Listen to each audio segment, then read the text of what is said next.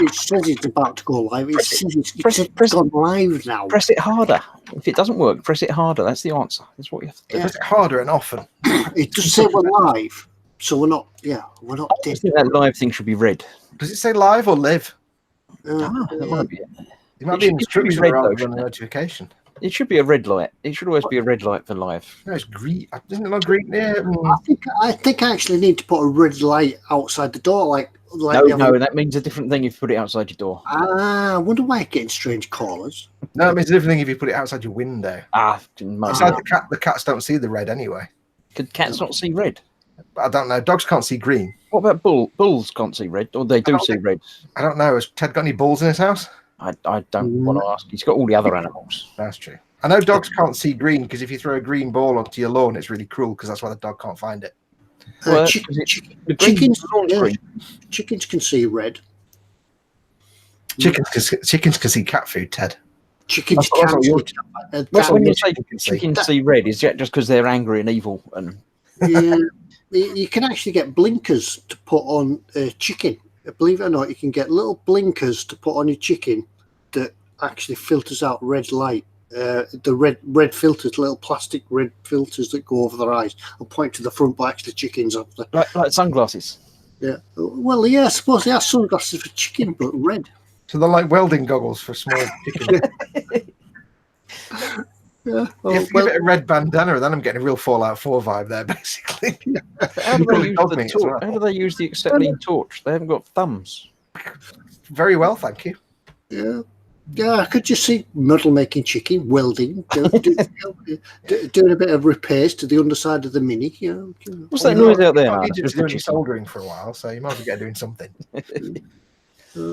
Well, anyway, we better welcome this lot. They're all sitting down around and shouting and sort of we're forgetting about them. So good evening, everybody, and welcome once again to Monday, the 3rd of June.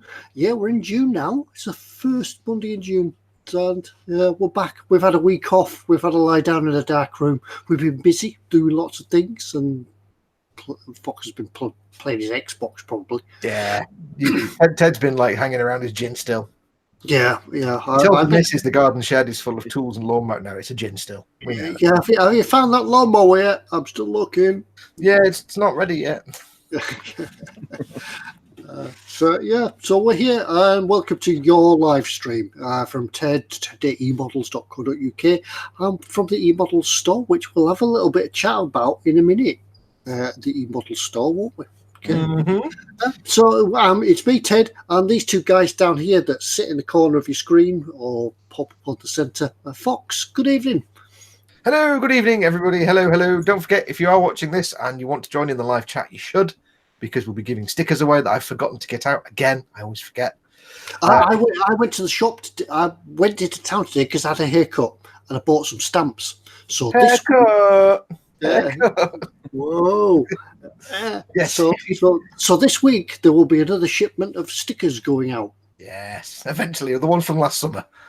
Yeah. Yes, if you want to join in, do ask us questions. If you can see the live chat and you can do the typey, do ask us questions and so on. If you can't see the live chat, if you're watching on a mobile device, either request the desktop version of the website, of the YouTube page, and that will give you the chat, or click on the little YouTube icon that's down here in the bottom corner. That will take you to the YouTube page where you can see the live chat and join in. And you want to, because we'll be giving stickers and mugs away later on, and you need to be in chat. You need to be in it to win it. And don't forget, of course, if you want to ask us questions, put your question in big fat capital letters in the chat. If you want to, you can do a super chat, the little dollar symbol at the bottom of the chat window. Click on that and it gives us a little coloured box, and we can't possibly miss your question because us three are too busy trying to be pretty on telly to actually read the chat very easily. So it does move very fast. But if you can't access the chat at all, just send us a question via email, which is ted@emodels.co.uk. Send us your questions for us to answer, your shout-outs if you're in trouble with the better half and you want us to try and dig you out. We won't dig you out. And if you've got a question and answer for the sticker giveaway later on, if we use your question and answer, we will send you a sticker. So make sure to send your question, your answer, and your name and address, and send all those to ted@emodels.co.uk. Yeah, don't forget, it's not just specific to me. The other two guys do receive the same email. They've got access to the email box. So if you have a specific question to direct to one of us, we'll pick it up. Yeah, so we've got blackmail capabilities if Ted ever goes off the. Yeah, they've been sending spurious emails all around the world to strange people. So might get tagged. But that's just the people that are watching. Yeah. I'm actually looking at my own inbox, which is probably not very helpful. Let me actually look into Ted's inbox. Yeah. And the other guy down in the corner is Chris. Good evening, Chris. How are you? Good evening. I'm good, thank you. Yes, Yeah, I've had a pleasant couple of weeks off and just been taking it easy, really. Yeah. Oh, cool. I haven't got a spiel to do about the one-stop shop and all that stuff. And that's all Fox's stuff. So I just have you been up to anything? To spend time at the model bench, or have you been on the Xbox like Foxx? I've been on the Xbox a little bit. Yeah, I must admit. I have been doing some modelly type stuff. I've got the rat has been partially built a little bit. I was doing the tracks a couple of weeks ago. I've done all the tracks now, and it's not glued together yet. So if I pick it up too hard, it all falls over the place. But that's 1/4 scale tank. That's a person is the size of one of these wheels. So yeah, it's quite big, and it's getting there. So yeah, that's all I've been doing, model related, really. So Right. Can I show what I've been doing? Because I forgot to do that. I was just too busy. Yeah, what have you been doing as well this week? What have we been doing while we've been away, Foxx? I've been doing a couple of things. As you know, I'm still working on my Master Grade Sazabi. These are all the parts. This is one box short of all the parts. I'm still sanding all the parts to get them clean. I'm clearing all my Warhammer stuff out so I can get it on the shelves and painted later in the year. So I've built a Star Drake. I've not got the wings on it because the wings are like... The wings go on the back. Is that head on the right way around? Yes, the head is correct. So I've built him up. I've got a load of Warhammer stuff that I need to basically... I've got boxes piling up, so what I'm doing is I'm going through the kits that I can pre-assemble and prime and then put on the shelf. And then later in the year, I'll come back and paint them. So I'm just trying to get a load of space made up. Handy hint, if you do have a big stash of kits and any of them are things where you can build the whole thing and paint it later, like tanks or, tabletop miniatures and stuff, get it done. If you've got a day spare, just build some stuff, get it all done, and put it back on your shelf and come back to it later in the year. It saves you having lots of model boxes. I've got stacks of them. You can't see them, but there's some there and there's some up there and there's a whole front bedroom full of stuff, and it's getting a bit annoying. So yeah, try building stuff, getting it ready. Yeah, as well. It looks like you've been busy. Yes, but I have been, and there's one other thing I've started doing. I started this week. I'm doing the D'Agostini Build Your Own X-Wing. And you know the laser turret, the lasers on the wings of the X-Wing, the little things, yeah, like in the 172nd one, they're like this big. Yeah. I've seen a doctor with something like that. It's got another inch to put on the top of that as well. Here's the canopy. That's the canopy for an X-Wing. So I have calculated, though, because I know everybody knows I only did 6 episodes of the Big D'Agostino Millennium Falcon. I know this. However, I have calculated that it will just about fit on my desk, just about. So it's going to take me a couple of years to get that done. But yes, I've been doing that as well. So I've been quite busy. But most of all, I'm just still sanding Master Grades. That's my priority build at the minute is the Sazabi. And it's taking forever to sand all bits. Oh, it's a lot of work. There's hundreds of parts. Mm-hmm. As for me, I did notice somebody was asking about the next issue, the next video for the U-boat. Actually, I'm back to it. I fired up the computer this week, got some details on the video about where I'm up to, so started editing the video. So I actually just got a little bit to film now. So when I find the right time, I can get some filming done. I'm just going to film the front end rather than film the whole thing, which is really difficult to get into a single shot. I'll just film the front end and show you how to weather all that, and then we'll finish. Yeah, because you can still show all the weathering just on one section. Just all the weathering comes in one section, and we can do it right all on the front end, which I think will look pretty neat. And and then it'll be a case of you do your weathering like this. But look, it's finished. Yeah, just like a Haynes manual say, now repeat this step 5 times. Yeah. and another 10 times on the other side. To put it all back together, repeat the disassembly. Reverse the process. Now, Ted, here's the thing: as fellow video producers, that we've done it ourselves. Did you have to do that thing where it's been so long that you have to go back and watch all of the video that you've edited so far to remember what the hell you did?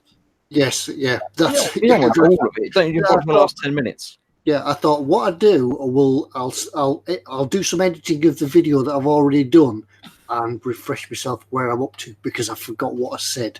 Yeah, I have to watch. If I leave it a long time when I'm if like halfway through an episode, I have to go back and watch the whole thing because there's usually something I've said at some random point in the middle where I've said blah blah blah, and we'll look at this in a bit, but I'll do that, and then I'll go off and do it, and then I have to remember. Hang on, did I? Yeah, that's exactly it. Because what did I say I was going to do? Yeah, and I'll show you how to do that. I'll show you how to paint that in a minute. We'll put the decals on in a minute. Yeah, and then if you didn't do it because you'd forgotten, you'd be like, hang on a minute. Yeah, people are then running the video backwards and forwards to see if they've missed it. Yeah. So, now, before we go anywhere, we have an announcement to do. Do we? I have an announcement to do, sort of announcement. Most of the people who are watching will know.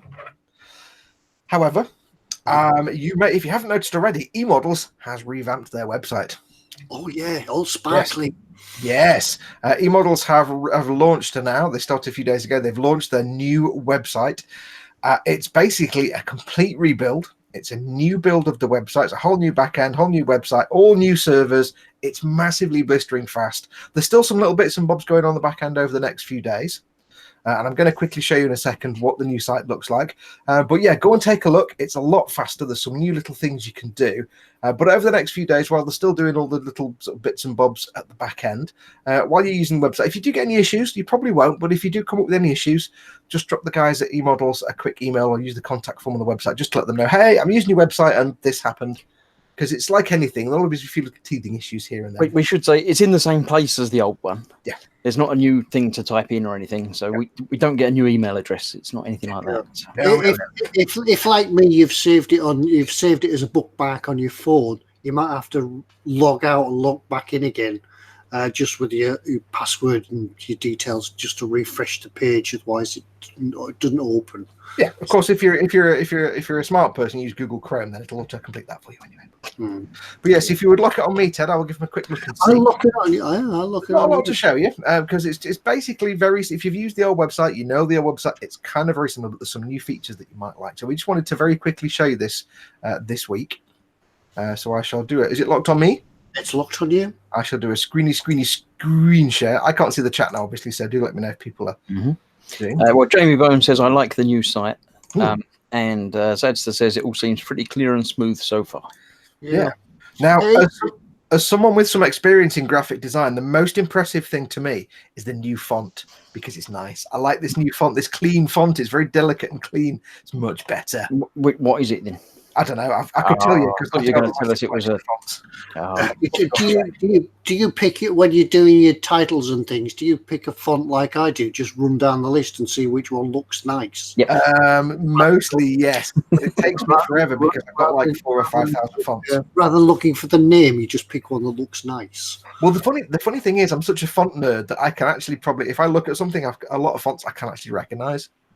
So when somebody uses Good Dog Cool, I hate them. But anyway, yeah, don't use Good Dog Cool. But yes, this is the new website. It's very similar to the old one, as in you've got your menu at the top with all the different things you can go through: plastic model kits, paints, tools, and accessories. It's all nicely divided up.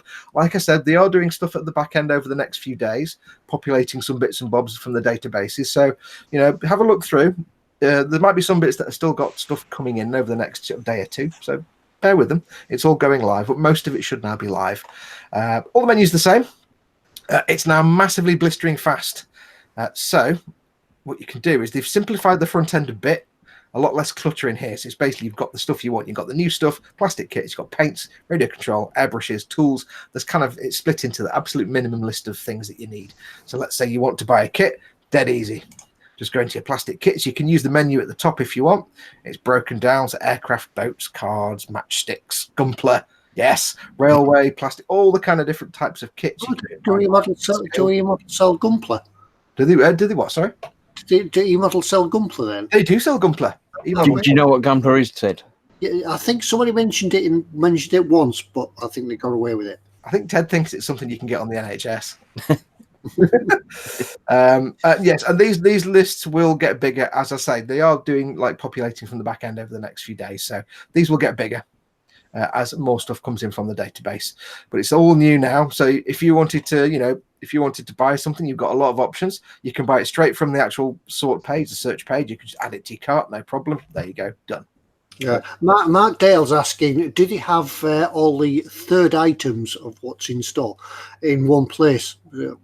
We should have a section, items featured a third on the. Yeah, if you just put that slider for the price all the way up to there, that's what you'll get. Yeah. But it's got some a bit more advanced filteries down the side, so you can do it by the type of kits you want to do. So let's say you want to look at boat and ships. You want to look at card building kits. You might want to look at diorama accessories. Notice how, if you remember the old website, this would take a second or two to update, and it would have to load the whole thing. It doesn't. It's dead fast now, and it's only going to get faster over the next few days as well. So stick with it. So you can filter things quite quickly. You're not waiting around for the page to reload. You can filter it by manufacturer, by scale, and you can also put your budget in there. If your budget is up to 500 quid, you can do your slider, whatever your budget might be, and you can filter it that way. It's nice and fast. You can access your basket from the top here. Slap it in your basket. I'm waiting for you to accidentally check out what you've just put in your basket. Yes, if you want to make sure whatever you just clicked on has gone in your basket, you can have a look here. It will list all the things you've ordered. You can view and edit your cart. If you think, I want to take something out, you can do it from there. I've got to be careful now because I don't want any of my personal details to share because I'm logged in, even though I'm not signed in. You can delete things from here, or you can go into your cart. You can change the quantity here. You can edit in the cart. It's a lot more streamlined than the old website used to be. You can clear the cart, you can continue shopping, and you can update it. But if you remember, the old thing was not quite as streamlined as this. But now, if you think, I want 3 of them, just type it in here. It automatically saves it. So if I want to change, 32, yeah. If I want to update it, done. There you go. I've now got 3. Gives you the price. There you go. So yes, you can edit things from here. You don't have to go into a separate page. Now the big, massive improvement is speed. They've got all new servers. They've got all new server farms. So it's going to be massively fast. But after that, the big, massive improvement is the checkout. If you remember on the old website, when you were checking out, it was like 2 or 3 different pages. It's all in one page now. So you choose your postage on that page as well. Yep.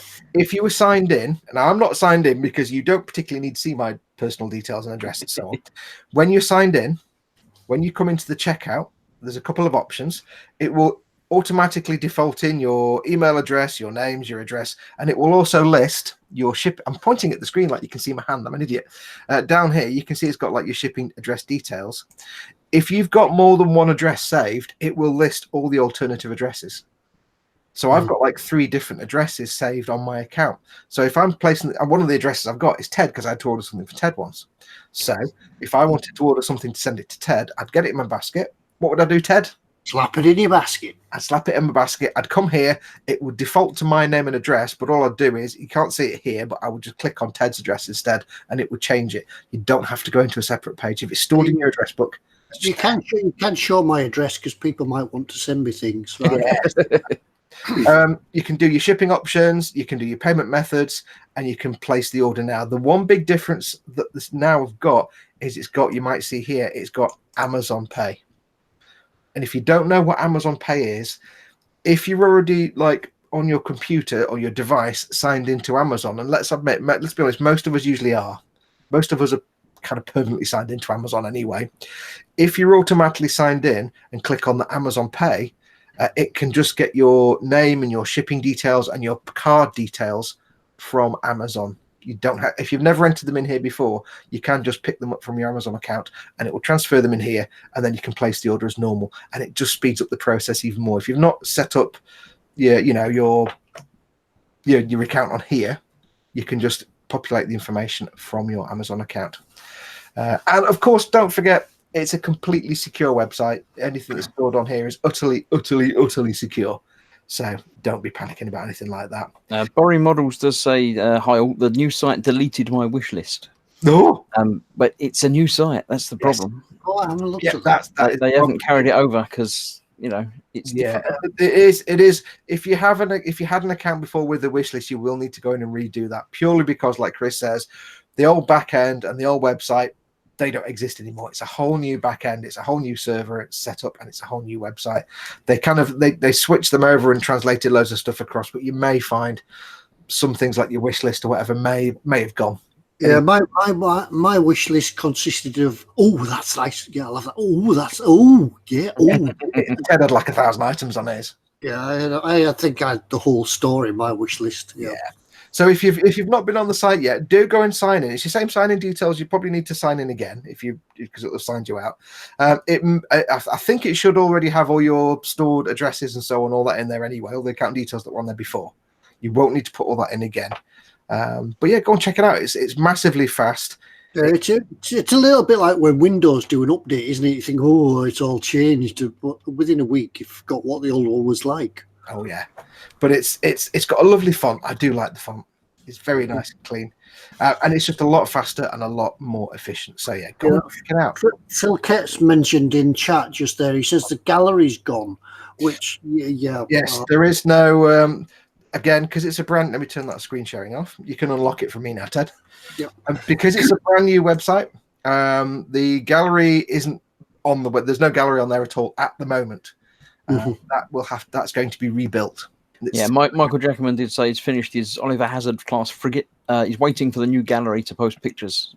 He's going to start a new New Jersey Revel special edition this week. But you might be waiting a while for the gallery to come back, so you might want to put your pictures elsewhere. I have spoken to Pete, mate, and the things like the gallery page, the page where you could go and watch the live stream, they're not on there because they weren't off-the-shelf components. They were bespoke things that were built in, so they kind of have to rebuild those. So yes, that has gone the way of the dodo, but that will apparently be back. Yep. Panic. But yeah, go and check it out. It's a really nice new slick website. It's super fast. It's also responsive and reactive. So if you look at it on a mobile device, it should resize accordingly. There was an issue over the weekend with the menu not working for the mobile device. That should now have been fixed. You could always practice by buying something. Yes. But the most important thing is, because it's a brand new website, if you do find any issues, because there'll always be teething problems, anything new. If you find anything at all that's not working like it should be, just drop them an email. Go to the contact page and drop an email or fill out the form and say, hey guys, this button's not working, or this thing is. There might be an issue if you spend more than £5,000 in one basket. So try that and see if it works. Yeah. Yeah. If you order like 32 Doras, it might let you pay all that money. Ashley Sparrowhawk says, is there a gallery giveaway? There's no gallery. No. There's no gallery. They will have to rebuild that. So yes. It's all brand new servers, so blisteringly fast. Go and check it out. I did a bit of testing for them as well. So I was hammering it. I had to put a test order through, so I ordered like 12 Doras and a load of the like 26 Tamiya 1/16 fully remote controlled Abrams tanks, and I went for all the most expensive things I could find and put the order through. And I said, "Hey guys, I'm sorry, but that's not a real order." Did you press the checkout button, buy now, and then immediately check your bank account? No, I'll pay in store. Thank you very much. It's good fun testing new websites because you have to try and break them. It's great. Yeah, go check it out. Yeah. I'll have a quick look through the chat to see who's here, because we've been here a while yet and we haven't done that bit yet. So the first one I see on the chat is Tulna777, who says, hi guys, after a long time watching, just thought I'd say hello, first ever message. So hello. We did see your message, but it was a long time ago. We've also got Sergeant Bones and Sprueglu's in there. Sprueglu says, let's pray they haven't put Christopher in charge of the buttons. I'm in chat. I've got the buttons. Ted's got the buttons. It wasn't my fault. I was meant to do a live stream myself on my own channel last night, but it wouldn't let me. YouTube was broken. And if you Google it, YouTube was broken globally for a lot of people last night. It wasn't my fault. So I could have had the buttons and it would have been fine. But if it does go wrong, it's Ted's fault or possibly YouTube's fault if it goes wrong again. But it won't. It'll be good. Tonight, instead of last night, you could have done all your work last night, and tonight we could have another night off. Well, no, but... Well, if you're in charge of the buttons, if you should accidentally click the wrong one, then we'll just blame it on YouTube. Have you got a button that breaks YouTube? That's what we're trying to say. Special YouTube breaking button. Yeah, so now if this chat does break down, people blame me. Yeah. No, I'm sure they won't. It'll be fine. Yeah. So we've also got Anders in. Red Len 08 is in. Dad is in being a mod. Nipping through quickly because we're running behind time. Everyone was in early talking amongst themselves. Amongst themselves? How very Amongst themselves, well, we weren't there. So, Robert Atkins in, Michael Jackman, Bobbington's in again, Michael Jackman still. And then that was when I turned up, and then Foxx was there as well. I apologise for typing loudly, by the way. Spruglu said, "Oh, they've got the perfect Grey Millennium Falcon at 28.90." They haven't. I had to go and check. You did just check, but no. Yes, one check. So we've got Phil Kett, Sergeant Bones, Dave Cardboard, AJ, Paul Horner, Stephen Hill Harris. Zadster, I've already said, I think. CK's in, being another mod. Oh. Skullfish. Skullfish. Oh, I'm waiting for that, thank you.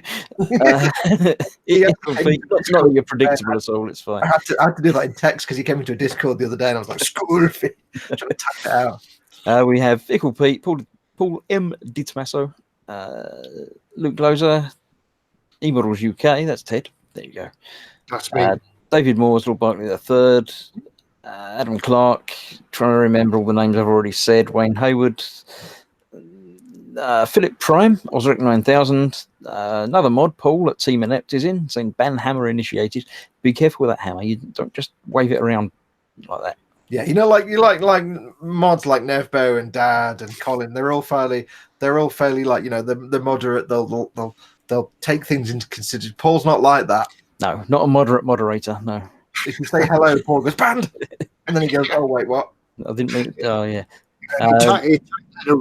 Don't type in capitals because he'll ban you for shouting. Yeah, you're shouting. No shouting. Keep quiet. Don't type in like lol text speak. He'll just ban your ass. And don't use emoji and things like that. No. Yeah, just don't type words. Spids in. Ulf Molin, a name I haven't seen there before. Hello. Chances in. Country Mama.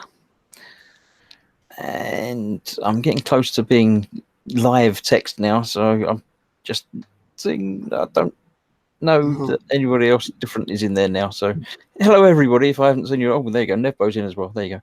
Yep. Another mod. So we're well covered for moderators tonight. Nevbo, of course, is one of the fellow eModels builders doing his build series. Don't forget at the moment, by the way, Ted's obviously not putting any U-boat videos up right now because he's in the middle of making one. I'm not doing a build at the minute for eModels. Chris isn't doing a build for eModels. No. Simon and Andy and Nevbo and Simon, the Gundam UK, they have not done any videos yet because they're not in the middle of builds. But Colin is in the middle of his at build, his cat build. So do go and check it out. It's coming on nicely. I know what you've got planned for it. It's going to be sweet. Yeah, at least somebody's putting some stuff up on the. I've got a million things. My next build would be the perfect Grey Millennium Falcon when I finish this. So there you go. When we got the new builders in, it was all the case. Like, and then there'll always be something happening, and it just happened that all of us finished at the same time. And we just went around, didn't it? So we're like, we need someone else now. Yeah, I will have to get the new. I was going to time taking some stuff to eModels for them to display and pick up a new kit when Ted finished the U-boat, and I thought that was going to be months ago. But it wasn't. We were going to time it with me taking the Falcon back as well, but yeah, that's going to be months from now. Yeah. So I might just have to order something from eModels and get started on it. We'll see. This weekend as well, I've been looking at motorhomes, not mainly to live in it, just so that I can put the U-boat in it and take down the eModels. It's that's an idea. Be all right. A lot of polystyrene. I could stay overnight eModels then in the motorhome. So. Or actually, even better, go cheap, get a panel van, rent a panel van, and buy a whole mess of Oasis plant foam and carve it to the shape. You can plonk it in. Well, if you get the soft stuff, you don't need to carve it. You just have to plonk it in from a height. That's true. That's true. Now, we do have a question, which I won't read in full, but Rob Hyam is asking about trying to find the Badger one-shot or UMP red oxide primer. And as Paul suggests, we don't talk about other retailers in the stream, but if there's something you're looking for and it's not showing is in stock, the two possibilities are it's just gone out of stock temporarily, and it'll be back in soon, or it's not something they normally carry, but they can let you know when they have it back in stock. So the best thing you can do, because they do carry the UMP stuff, is give the guys at eModels a ring, not on a Monday, because they're always dead busy on a Monday. Give them a ring or drop them an email or use the contact form on the website and just ask them when it'll be back in stock, because they do carry the UMP primer and they're probably getting some very soon anyway. So, Yeah. Cynical Mank says, planning on starting the D'Agostini Falcon now that I've space to build it. What's the best glue to use and where can I get it? As I reckon CA glue won't be the best. Foxx. okay. Two things. When I was looking up the perfect grade Falcon, because Spree Glue sent me off thinking it was $28.99. Interestingly, in stock right now at eModels is the D'Agostini Tamiya paint set for the big massive Millennium Falcon. Oh, Yeah. don't. However, I do recommend you mix your own paint, and my secret formula for the white colour is 4 pots of Tamiya flat white XF1 and 1 pot of Tamiya deck tan, which is XF something or other. And that's just enough to paint the cockpit, yeah? Yeah, I was just going to say, if I use that enough paint. Yeah, I mean, you might do like 8-2 or 16-4, or something like that, depending on the size. But what was the question? Glue. Oh, yeah. Not paint, glue. Okay, D'Agostini builds. I've got the same with the X-Wing. There are 2 glues I would recommend, one of which you won't be able to get. Well, 3 glues I'd suggest. 1 is super glue. I don't recommend super glue at all for assembly. The thing with the X-Wing and the Millennium Falcon is that they are ABS plastic. They're not polystyrene, they're ABS. They may have a tiny bit of polystyrene in them, but they may have none whatsoever. If there's any, it's going to be a tiny amount. Things like Tamiya Extra Thin need polystyrene because they melt the polystyrene. They're not going to work. So you could use super glue. It's messy and it's brittle. If you bang it, it'll shatter. It's not the best. And over time, it will degrade and you'll lose the cohesion. I would recommend either Plastic Magic, which I think there is in stock at eModels, or they can get it for you. Plastic Magic, it sticks kind of any plastic to any plastic, and it's really good on ABS. It's a bit stinky, and it takes a little longer than Extra Thin. It's actually thinner than Extra Thin, but you can do the old push your 2 parts together and run the glue around the outside, and it'll stick them together. I was using that on my X-Wing the other day, and I shouldn't have actually glued that, and I did, so I've got to get some replacement parts for that. So Plastic Magic, or if you can find it somewhere, I don't think the guys at eModels will be able to get hold of it for you, but Tamiya actually make a glue for ABS. However, it's stodgy. It's not a thin capillary action glue.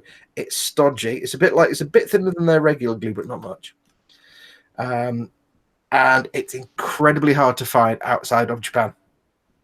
So if you can get it, or if anybody's going to Japan and wants to take an extra suitcase with them. But yeah, if you're not obviously in Japan, then I do recommend Plastic Magic. Basically, I mean, any glue is fine. Any glue that will glue anything, that, you know, rather than just, like I say, the Tamiya Extra Thin and the Tamiya Regular Summit, they're designed for polystyrene. There's no polystyrene. It's all ABS and metal. So you're going to need something. And the Plastic Magic's great because it's a capillary action glue. You can just suck it into the parts and build it away. Yeah, eModels do sell Plastic Magic as well. Yes, good. So give them a shout. Like I say, if you can get the Tamiya stuff, that's a stodgy one, so it might be handy for bigger things, like bigger flat areas you glue together because it's stodgy. But you could also use maybe some of the other, like if it's 2 big flat areas you're gluing together, then you're looking at things like your Yoo-hoo glues and things like that, the all-purpose glues that might work. But again, it's ABS, so your mileage may vary. But it's not. It doesn't say it anyway. I found out eventually it is actually an ABS plastic kit, as is the X-Wing. It's all ABS plastic. Cool. Yeah. Which I believe the Dora barrel is also ABS, isn't it? Yeah, it's a weird kind of plastic. It looks like a drain pipe. It probably is a drain pipe. Apparently, I don't know if it's ABS, but it does require very specific cements and glues, apparently. Mark Dale says, can you make the 3rd item tonight some silicone, please? I've just run out and I'm building a 1-to-1 scale bathroom. How handy. Yeah, I've just done 2 bathrooms, and if you're putting silicone on, I can recommend, if you're in the UK, go to B&Q and they sell a small square piece of plastic in the silicone section for doing your silicone lines along the edge of the bath, things like that, smoothing your lines out. All right. For about 50p. It's the best thing I ever bought. You know what? I actually tried putting some stuff down the edge of a bath once. It happened strangely enough, the bath in my house. You know, you put the stuff and you get the gun thingy. Yeah. And everybody else in the world gets a nice bead straight. No, I'm like, so I've just got this morass of silicon. Yeah, well, even if you do get all blodges and splotch and stretchy bits, get this plastic. It's sort of a rubbery type plastic. It's a little square. I think it's B&Q's own make for I think less than £1, and it's fantastic for finish your beading off when you do it silicon. Tip of the week for Ted's top tip. Osric 9000 in chat says loud shouting and Team Inept says banned. Yeah, and I haven't seen him since. And then he says maybe. Anders Ericsson does say that Ulf Molin is my friend, that I'm convinced that this channel is worth watching. Hang on, is he still here? I've missed all that. What? No, that was just underneath Osric being banned. Okay. Another thing about strange things, tip of the week, if you've got big holes, fill them with noodles. I couldn't watch that video. I couldn't watch that video. It didn't play more than 5 seconds. Oh, can you? Yeah. I had 2 videos that were on the internet this week where one was a guy repairing a bathroom sink with ramen noodles, but I couldn't get past the first 2 seconds, so I couldn't see how he did it. And the other one was a load of Russian dancing ladies who don't move their legs. They just go. That broke my brain. Seriously broke my brain. Nevo says, I'm waiting for my next build to be in stock at eModels. So that's why he's not got one on at the moment. Michael Jackman said, oh, sorry, Ted, go on. Sprigler's asking, where's fact of the week? Oh, fudge. And Foxx will be back in a minute with the fact of the week. Let me quickly find. Just open up the thing where I already had a fact of the week ready, obviously. Obviously. And you won't be typing quietly to find it. No. Okay, right. Jamie Bonus asked, has anybody built the Italeri 135 Kangaroo? I didn't know the Italeri did animals. Maybe our Australian brethren have built that one. Bless you, Ted. Bless you, my child. Today in history, in 1620, just a few years ago, construction of the oldest stone church in French North America, Notre Dame des Anges, begins at Quebec City, Quebec, in Canada. There you go. And it's also a Canada fact, so there you go. Brilliant. Oh, right. Yep. I'll remember that. Michael Jackman in chat says, when I was talking about the glues, he said, thanks, Fox, my USS New Jersey battleship has ABS masts, and I was wondering about them. Going back to what we were saying about those glues for ABS and the Falcon, by the way, there are some bits where you have to glue metal to plastic. That's where you do want to use like epoxy or super glue or something like that, because then you're gluing metal to plastic and you have to use something like super glue. While we're on glues, Anders does say, it's a question, Ammo by MiG is about to release something called Ultra Glue, as they say, for etch clear parts and more. Any idea about it? I haven't heard about it. So no, I'm not aware of that one. Ultra Glue. Sounds good, though. It's got to be better than Super Glue, isn't it? If it's Ultra Glue. Yeah. Ultra more than Super. Is there a Mega Glue? Hyper Glue. Hyperglue. Might be 4-dimensional like a hypercube though, so you'd have to like extra dimensions there. I'm going to guess from what he says it's some sort of glue for gluing non-porous products like metal and clear parts, and so maybe it's some kind of CA glue or some kind of epoxy glue. More micro. It says Ultra Glue is canopy glue. Oh, okay, so it's PVA. It's for clear parts. So yeah. Okay, yeah, it's PVA. Most canopy glues they're not actually just PVA or white glue or Elmer's glue, but they're very similar. They're just dry clear. So yeah, that'd be kind of cool. Rogers has a model question. Can Humbrol paints be used with lighter fuel, etc., as a wash, etc.? I've not tried anything with lighter fuel. Well, it's I'm taking it means the Humbrol enamel paints, which probably could be thinned with lighter fuel. I have heard of people doing that. Yes. Why? Yeah. Why would you do that? Yeah, you can thin enamels and oil paints with lighter fuel, because lighter fuel is basically a petroleum spirit, same as white spirit or terpenoids, odorless thinners. They're all the same kind of basically mineral spirits. So yeah, they're all compatible. So some people do use lighter fuel as a thinner for oil paints and for enamel paints. A lot of Gunpla builders, when they do little panel line washes, will use a little bit of lighter fuel, like a Zippo. You get a tin of Zippo fuel. Apparently, it flashes off a little faster than normal oil paint thinners. It does flash off, and it does work. Some people actually spray with it as well. But don't smoke while you're using it. Yeah. And if you're building a Bandai kit like a Gunpla or one of the Star Wars kits, don't use washes with that kind of thinner because it may damage the plastic. Mr. Loth Vincent says it's already out. Like everywhere is sold out, and it's similar stuff to the acrylic resin texture you can get from MIG and AK. Not a classic PVA solution. Oh, okay. I'm not sure what the acrylic resin texturizer is. No, there's a couple of MIG products where they release them, and the name, I look at them and go, I have no idea what that is. There was one product they released that I actually watched the video on what it was and how to use it, and I still didn't get what it was. It's that paint. I can't remember. It was like the somethingizer or something, the blobulizer. So I can't remember what it was now. It was a few years ago, and I watched This Is What It Is and How It Works. I'm like, I still don't know what. It's a mystery to me. There seems to be a movement forming in the chat to get Ted to build the 1-200 Titanic.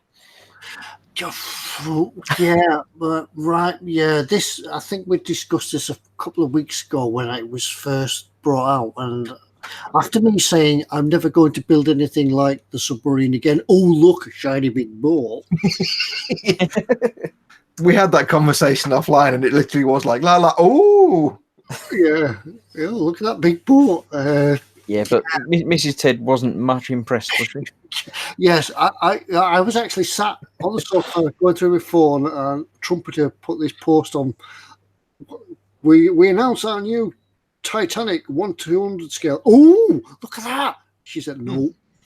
There is a major impediment though to Ted doing that kit, and that major impediment is Mrs. Ted. Yeah. She would have the final say, I think. Yeah. What would the final say be, Ted, if you can even use those words? Yeah, I'd be living in the new camper van on my own. Yeah, we haven't got the beeping machine ready to beep it all out. So I think if you had your loft converted by then into your little workshop, then you might. If I was back at the old house in the garage, I could probably get it and do it. But in this, as long as she was living in the new house, yeah. As long as you were living in the new house, yeah. If I could get the loft built, I wouldn't have to build it immediately when it first came out, but it could be a thought for down the line when everything is established and the loft is all converted and I get back to the new, into the new workshop. It could be a serious consideration because it would look nice. Zadster says you could hire one of the Barrow and Furnace dry docks. Yeah, they haven't got any broken submarines in there at the minute, so no, there's no broken submarines. So yes, it sounds like a yes from Ted. It could be, yeah. Yeah, but then you've got to get Pete Mate to actually give you the expensive kit as well. I said, this kit that's worth a lot of money. Do you want me to build it? Actually, no, Pete's not like that. I promise I'll build it quicker than I built the submarine. And another thing about the Titanic as well, I understand it is a full hull model. So unlike the U-boat where you can build it in sections, when you open the box, you have a 4-foot model instantly. Yeah. And you can't shrink it down. So I thought you were going to sound like the real thing. No. Like the real thing, which is in several sections. Yeah, so I think that the logistics of building it outweighs the sort of want to build it. So what he's basically saying is that Ted's next eModels build will be the Tamir 135th Pointing Officer and 2 Troops World War II British troop set. The pointing officer, of course. Yeah, the Japanese pointing officer. Yes. Yeah, people have got suggestions for you. LD says buy a second house and keep it secret. Do the rusty sub conversion. Sprue Lucan says, have you considered a divorce? It's probably cheaper than the kit. Well, yeah, I think the kit might come with a free divorce. Yeah, it comes with your papers taped to the outside. Yeah, Paul at Team and Ep says, make sure you do the Titanic in a diorama. We don't need that sideboard, love. I'll just take the top off. Yeah, You know this room that you used to have? Yeah. Yeah. Yeah, I was just running the hose pipe out there just to fill the room with water. Just to handbrake turn a little bit and go back to what I was saying earlier on about when we were talking about lighter fluid and make washes and stuff, and I said about Bandai. Paul Di Tommaso says, I've been using Tamiya Panline accent colours directly on Bandai kits for a while and had no problems with the plastic. If you're doing little panel line accents and things like that, you will probably be fine. The problem with Bandai plastic is when you use any wash or any thinners as a wash, where you just like, you get your piece and you're like, whoa, let's put a wash on it, because the plastic can be eaten alive and corroded and damaged and weakened by any kind of thinners. So oil paint thinners, enamel thinners, spirit based, mineral based, even acrylic alcohol based thinners, they can damage that if they build up and pool up in a bit of exposed plastic and it's under tension, if it's on a joint or anything like that, you'll find you might get cracks or bits might crumble. So doing little panel lines is fine because you're not making it pool up. Where you have to be careful with Bandai kits, not just Gunpla, but any kind of Bandai kit, is when you're doing washes, try and stick to, if you're doing an all over wash, like where you're slathering a thinned paint, try and make sure it's a paint thinned with not thinners. So like water based washes, like the UMP clay washes, they're kind of ideal. You can do things like filters and things like that if you're very careful, because you're not slathering thinners everywhere. But it's anything where you would, like in the old days when I made my last Millennium Falcon, I would take Tamiya smoke, and I'd get a Tamiya 10 mil jar. I would fill it with thinners, and I put one brush full of Tamiya smoke in there, and I would slather that all over I did it all over the fine molds Millennium Falcon. How would you put it on? How would you put it on? Ted? Slap it on. Yeah, exactly. I did like 2 or 3 coats of that on the 172nd fine molds Falcon, and it gave it this nice dirty look. If I did that on a Gunpla, it would just dissolve because the thinners, it's thinners and the plastic. So you can do panel lines, but if you're doing washes, heavy washes, you want to try and get creative and try not to use anything with thinners in it if you can avoid it. Okay. Cool. Yeah. That's any Bandai kit, not just Gunpla. Just going back to the Titanic, Sprue Glue says, will the Titanic fit in the bath? It actually will. You can get a 4-foot boat in your bath, because provided you fill the bath to the top. Is your bath, as you know, the bit where you really recline slopes down, and unless you fill the bath to the top, the boat won't fit in. I know that from experience. And then you try to run a radio control boat in the bath and it makes a mess. Lee Barlow's in. He says, hello all, hope you're all good. Hello, welcome Lee. Paul Horner suggests you convert the motorhome into a mobile workshop. That's the plan, isn't it? Yeah, that could be an idea. Yeah, all the beds come out and goes to the workshop. Hey, you know what? I've always said that if I ever win the lottery, I'll get my garage knocked down and built into a proper like model making, film making studio, like just with central heating and stuff. I could just buy an old mobile home, stick it on the driveway. It'd be cold in the winter and it'd be rubbish. As you know, it would be rubbish. Forget it. Yeah, we can plug in your mobile home, have a bed and everything. Yeah, move in there, and then you too could just drive up to eModels and stay the night. Vincent at Mr. Les Model Maker says, I'm just about to move in with my better half in a few months, and I just bought a 1/48 scale B29 on top of the 1/32 scale B17 I already have to build. I made sure I have family where I can stock the stash.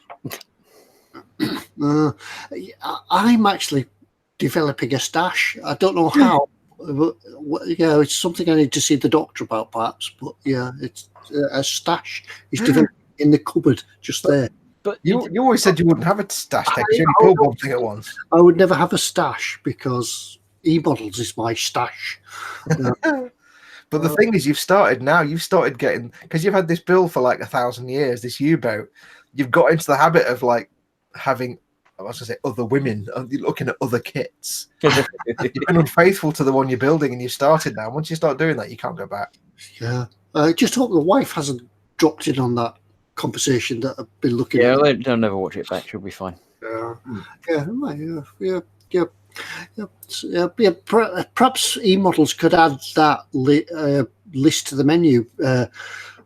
Big kits, expensive kits, lots of kits, divorce papers.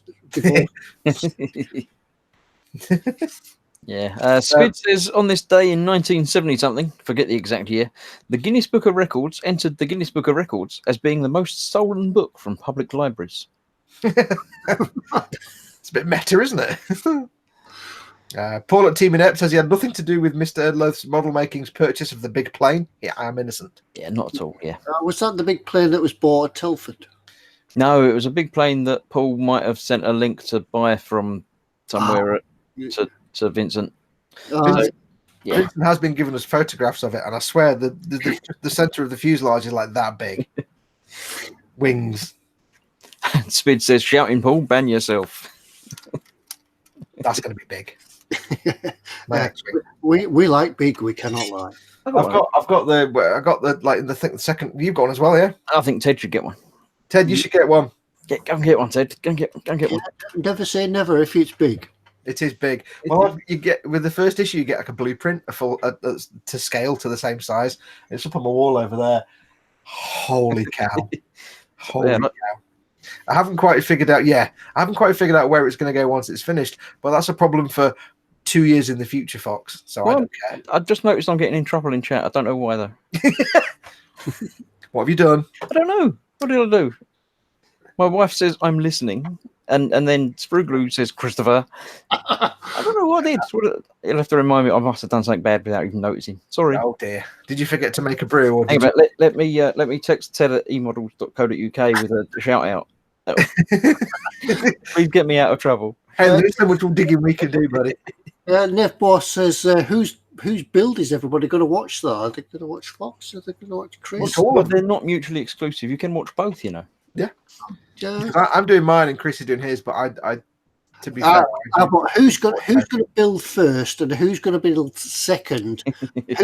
who's going to stand each other up and wait until the first one's built to see how he does it? Well, I did build mine first because Fox didn't even get the offer to do it until later. Yeah. And watching Fox's video of him building the first three issues, I've only done the first two. So I really enjoyed watching the first two because I've never seen Fox build something that I've already built. It's always been the other way around. Cool. And it wasn't as much fun watching the last third. No. But I have to say, if anybody has watched mine on my channel, I glue these bits in. Do not glue these bits in. Do not glue anything on this at all. I tried to edit the video and cut that bit out, and YouTube's broken. So don't glue these things in. Now we know who broke YouTube. Apparently, I need to open this up again to put a fiber optic thing in there. So what I've actually had to do is order issues 1, 2, and 3 again. You might get away with it. Looking at it, you might get away with it. If you get the tube out. You're actually talking about doing lighting, Fox. It comes with it, Ted. It's it's in the thing. Ah. So I've had to reorder issues 1, 2, and 3 to rebuild that, but I've got a spare. It means I've got a spare. Look at the size of that! Look at the size of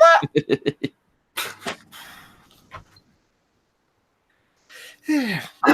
Anders Ericsson says, "You're lucky, Chris. You've actually got a wife that listens to you." No, she hears me.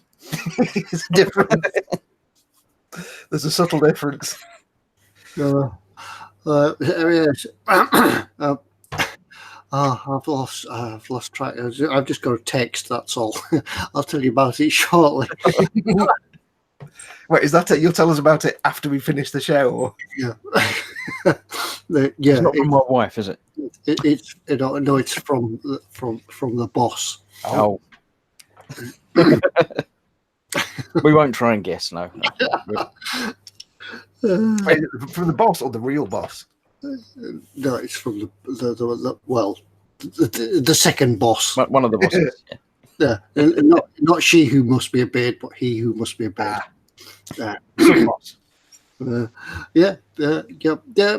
Actually, yeah, I'll tell you. P-Bait's on text to me, and he's just asking if you guys ever. Well, I certainly like the new site, but just hopefully everybody else does as well. Go and have a look at it because the box is on. Let us know in the chat what you think of the new website. Open another browser and look now, but keep us here. Yeah, have us in the background. Our delicate dulcet tones.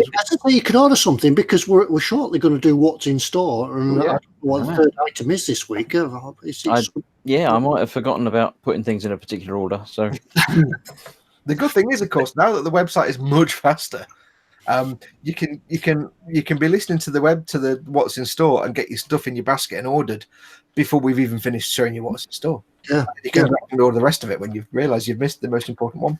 yeah, but don't forget, it's not yours till you check it out.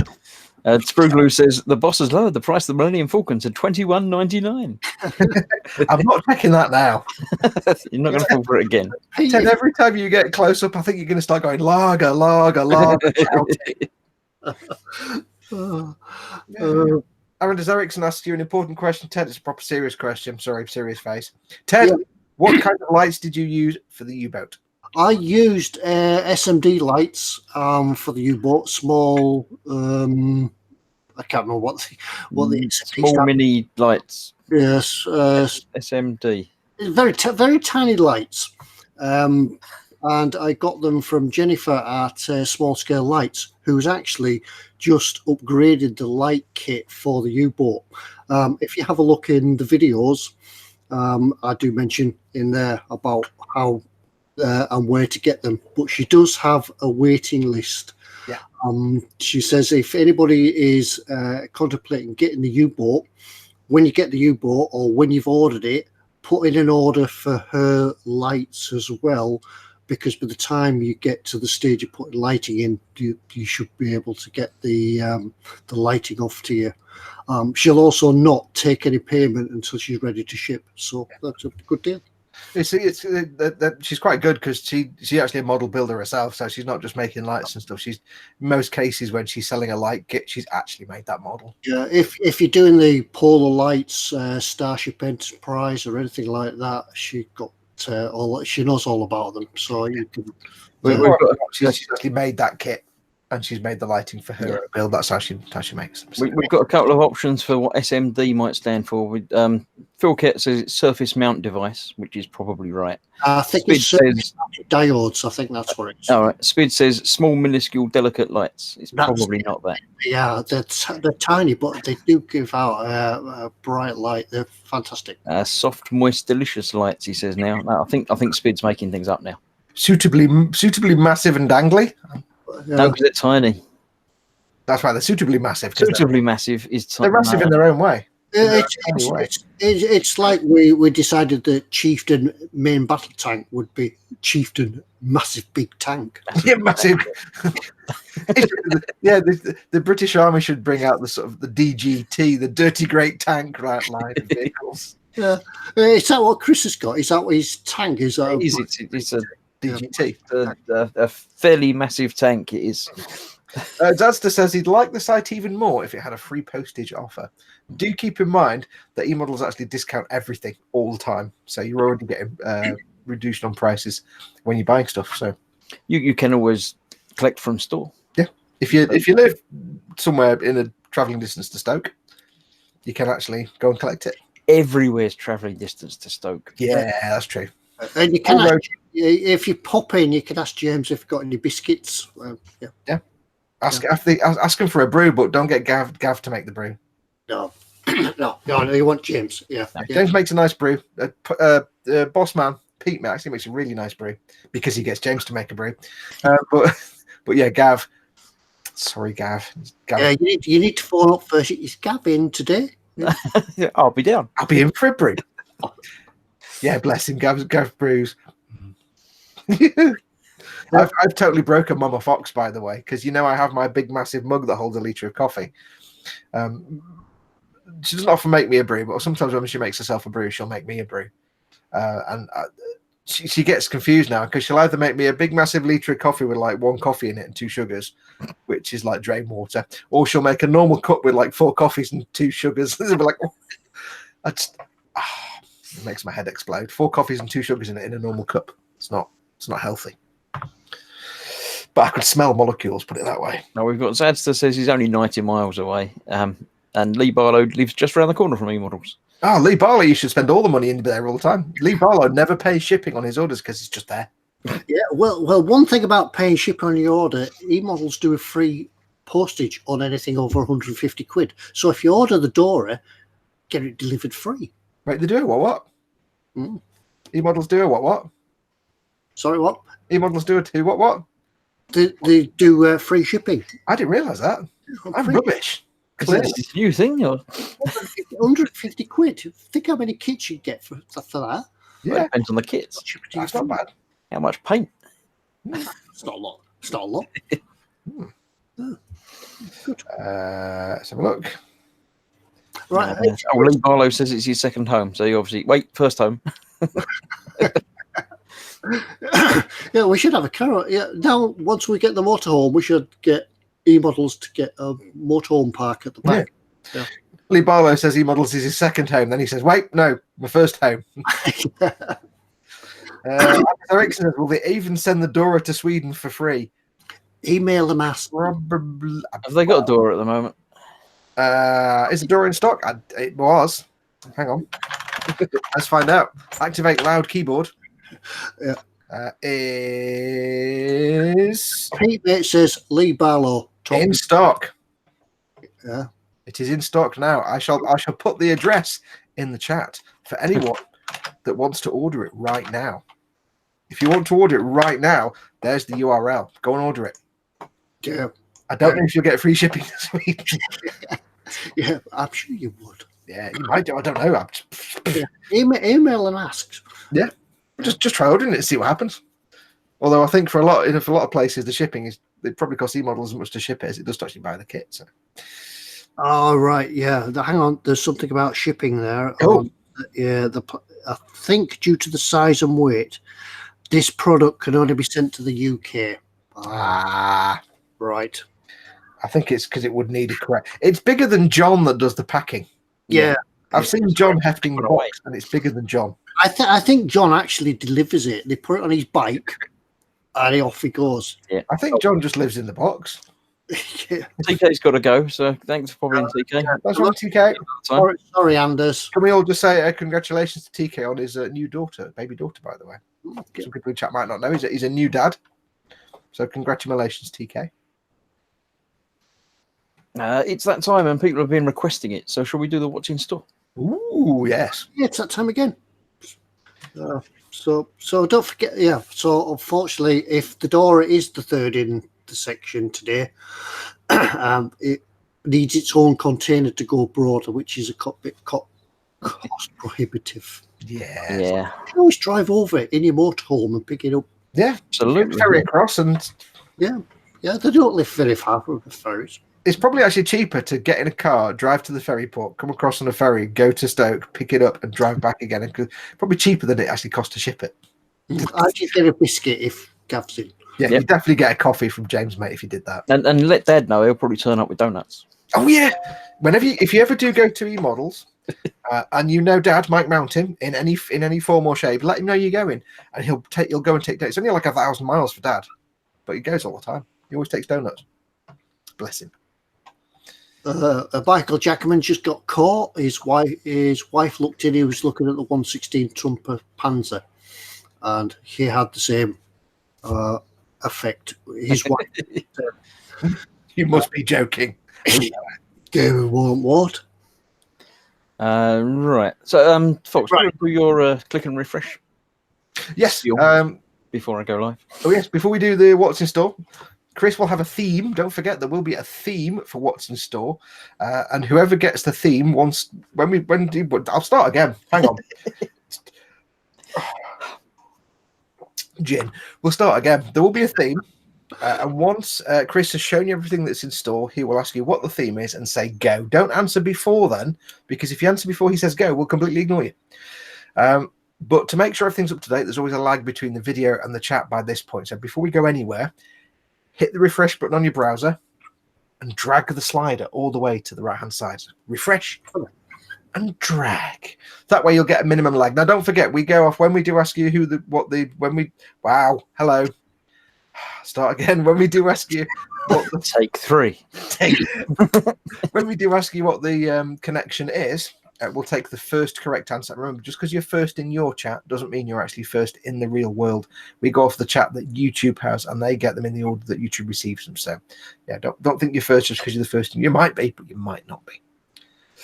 And while you're doing the thing, Chris, I need to just go out of the room for a moment. So Is we'll that go because quiet. you had that massive coffee that you were talking about? I've drunk many dimple pint glasses of water before the show, and it was a bad idea. Yeah, remember just to turn your sound off because we can hear everything. Yes, I will discombobulate the microphone. You haven't got a radio mic, no. No. Right. Well, have you looked on me then? It's locked on you, Chris. Locked on me. I shall share a screen.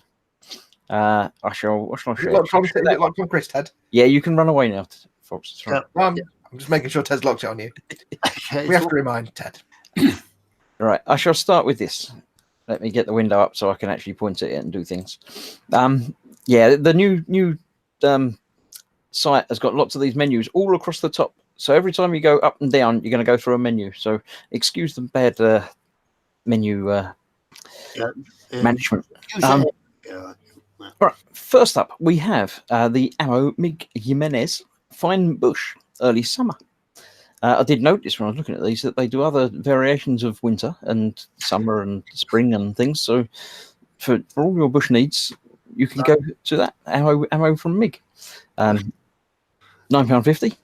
Early summer Cape Bush says that's the no. Yeah, I saw that. I saw it giggling at. Yeah. It's a fine bush. It is. It's lovely. It looks lovely. I don't know what scale it is. It doesn't say a particular scale for it, but I suppose if it's something like model railway stuff, it does. They used to create all types of bushes and trees in all scales. You don't really get away with all scales, but yeah. Well, it could either be a big tree, or it could be a little tree, or it could be a far away tree. I could be a far away bush. Yeah. Yep. Bush, not a tree. Not a tree. You might be able to make it look like a tree. You might get away with it. So yeah, that's the first one today. Second, I'll try and go around the menus. Look, there we go. We have from Trumpeter the model kit tool set. And I saw this and thought this was quite interesting. It's clamps for elastic bands and clamps and a bottle opener, and it's got lots of. The picture doesn't really get any bigger. But yeah, you get a couple of different clamps that you can use for obviously clamping, and for putting elastic bands around clamps and hold things together, and a bottle opener for opening your tough to open bottles of Tamiya and other paints. I do actually have some elastic band clamps, and they're pretty good. And I think this works along the same principle because with using elastic bands to provide you tension, you can actually alter the tension.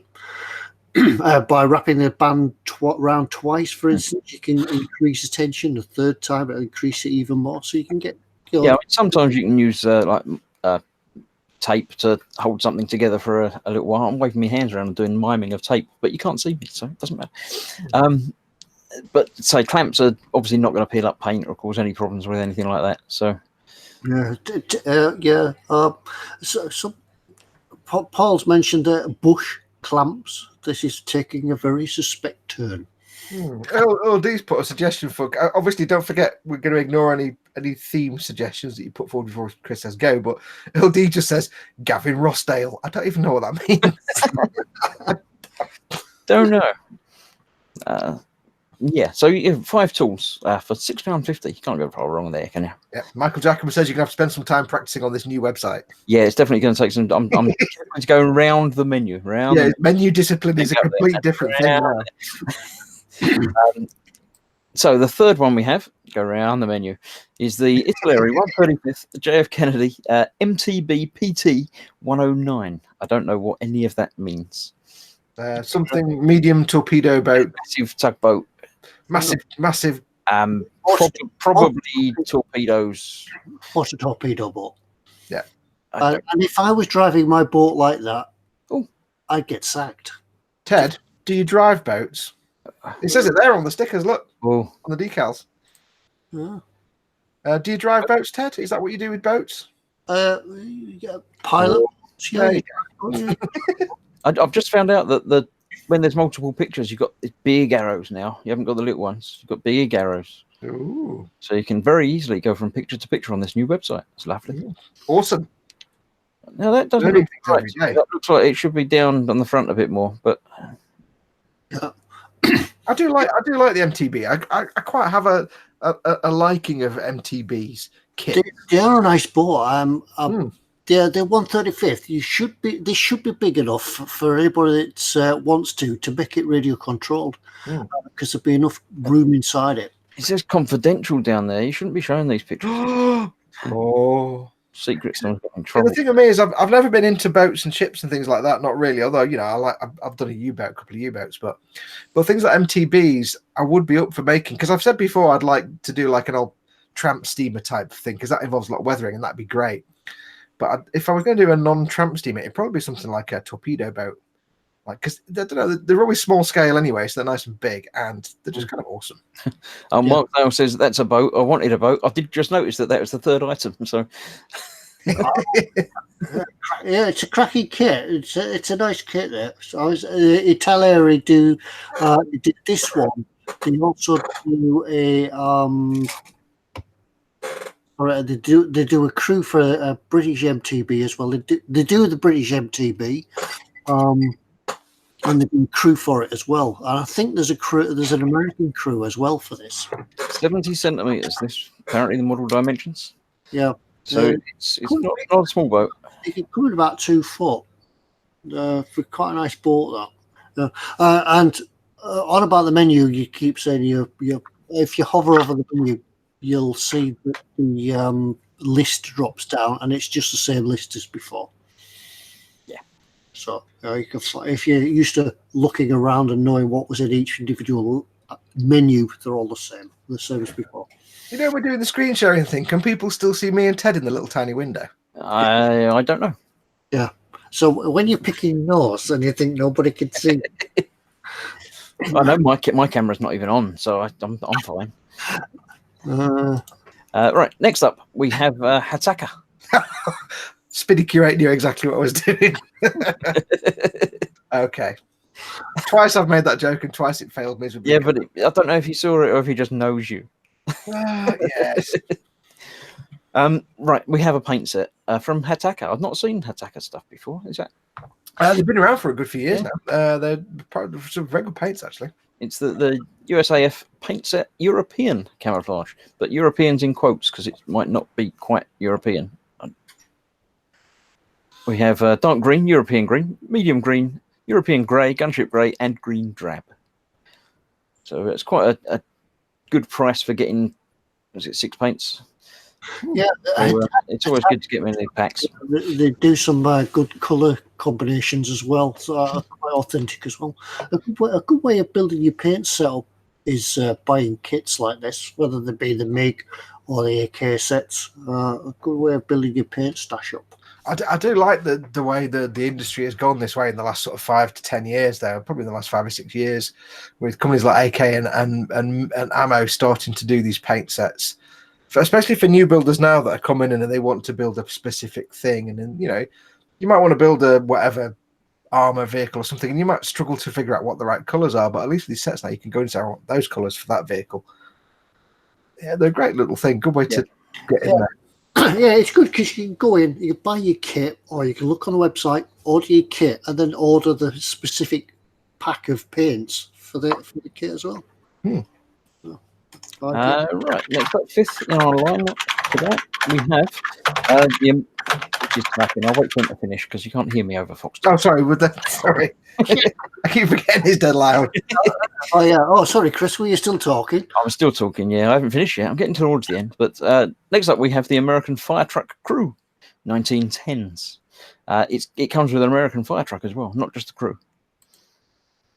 And, I don't know how many fires they're really going to put out in one of them, to be honest. But I think that's a team that keep it going till you get there. I do like the hats. It's an old Ford car with barrels of water on the back of it, basically, I think. Go that way. Nice black and white pictures, but there we go. That's the colour you want to do it. So is that the fire truck and crew, or just the fire truck? Well, judging by all the pictures, it looks like all of it, but I think it's just there's just that as the sprue, but I'm sure you get more than that. I don't know. They wouldn't have put all of these pictures of that. No, I think it's just the crew. There must be the fire Yeah, I think it must be the fire truck somewhere So else. we'll have to buy it and find out. But once again, somebody pointing. Yeah, it's Yeah, but it does look like the fire's behind them. So I'm not entirely certain. But yeah, he might be saying, "Quick, go that way," because we get out of the way. Spediq8 says, "Are two firepersons? See what he did there? Technically a crew. I would assume so. Yeah. Is there a minimum requirement?" Well, you can't get any more in that car. Hmm. Says the car does seem to be on fire. Yeah, I'm not sure about that. As I say, it might be just the crew, or it might be the kit. Let's see. Does it say more information? It says American Fire Truck crew, 2 figures. So looks like it's just the crew actually. Yeah, I think ICM do a lot of the niche things. I think they did that amusing First World War taxi on the French front line, didn't they? I think they do the vehicles as well. I think they may well do that vehicle, I guess. Yeah, it's just the crew only. Yeah.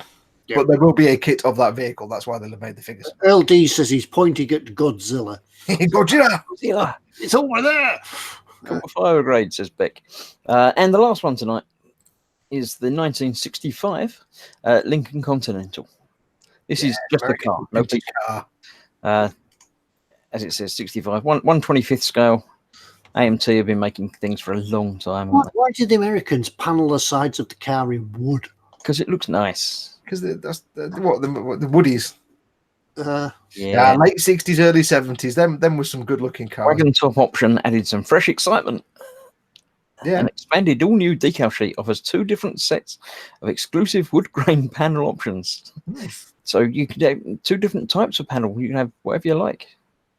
There we go. Tinted windows as well. Never available before in this kit. The pedestrian survived the impact with the car, but had a damn big splinter in his. Yeah. Phil Lewis says it's a half-timbered car.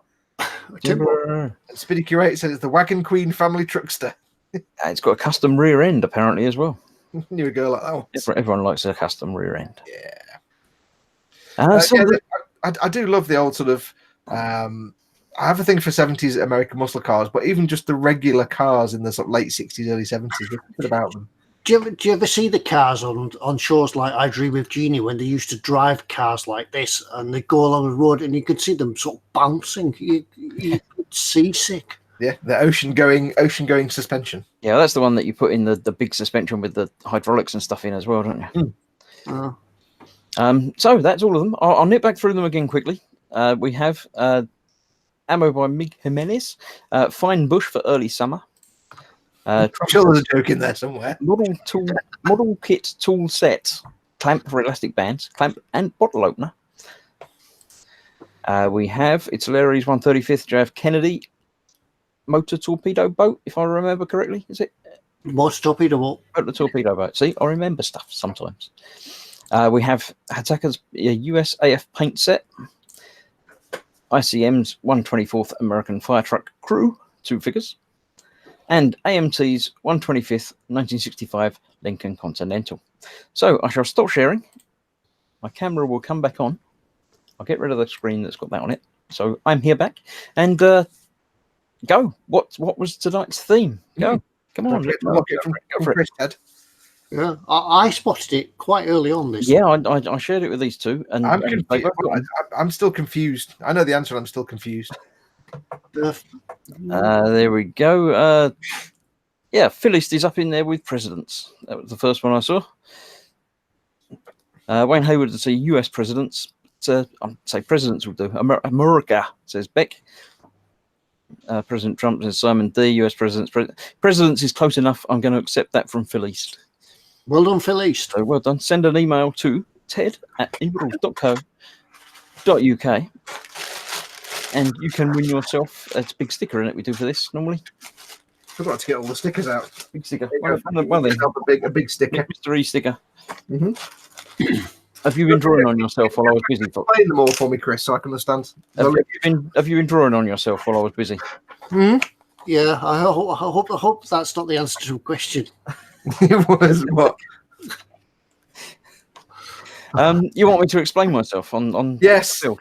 Because I thought it was something else. Anyway, let me come back to share then, because I I get some of them. I get the Kennedy. They got it. So there we go. I'll Bush and Kennedy. one more time. I'll start at the beginning. We have Bush, obviously, because it wasn't Kate Bush. it wasn't Kate Bush. No, it wasn't Summer. We have Trumpeter's Toolkit. Trump, Itter, yes. Trump, yep. Indeed. We have Kennedy. That's obvious. That one. Obvious. We have USA as America, because America present and things, and America again.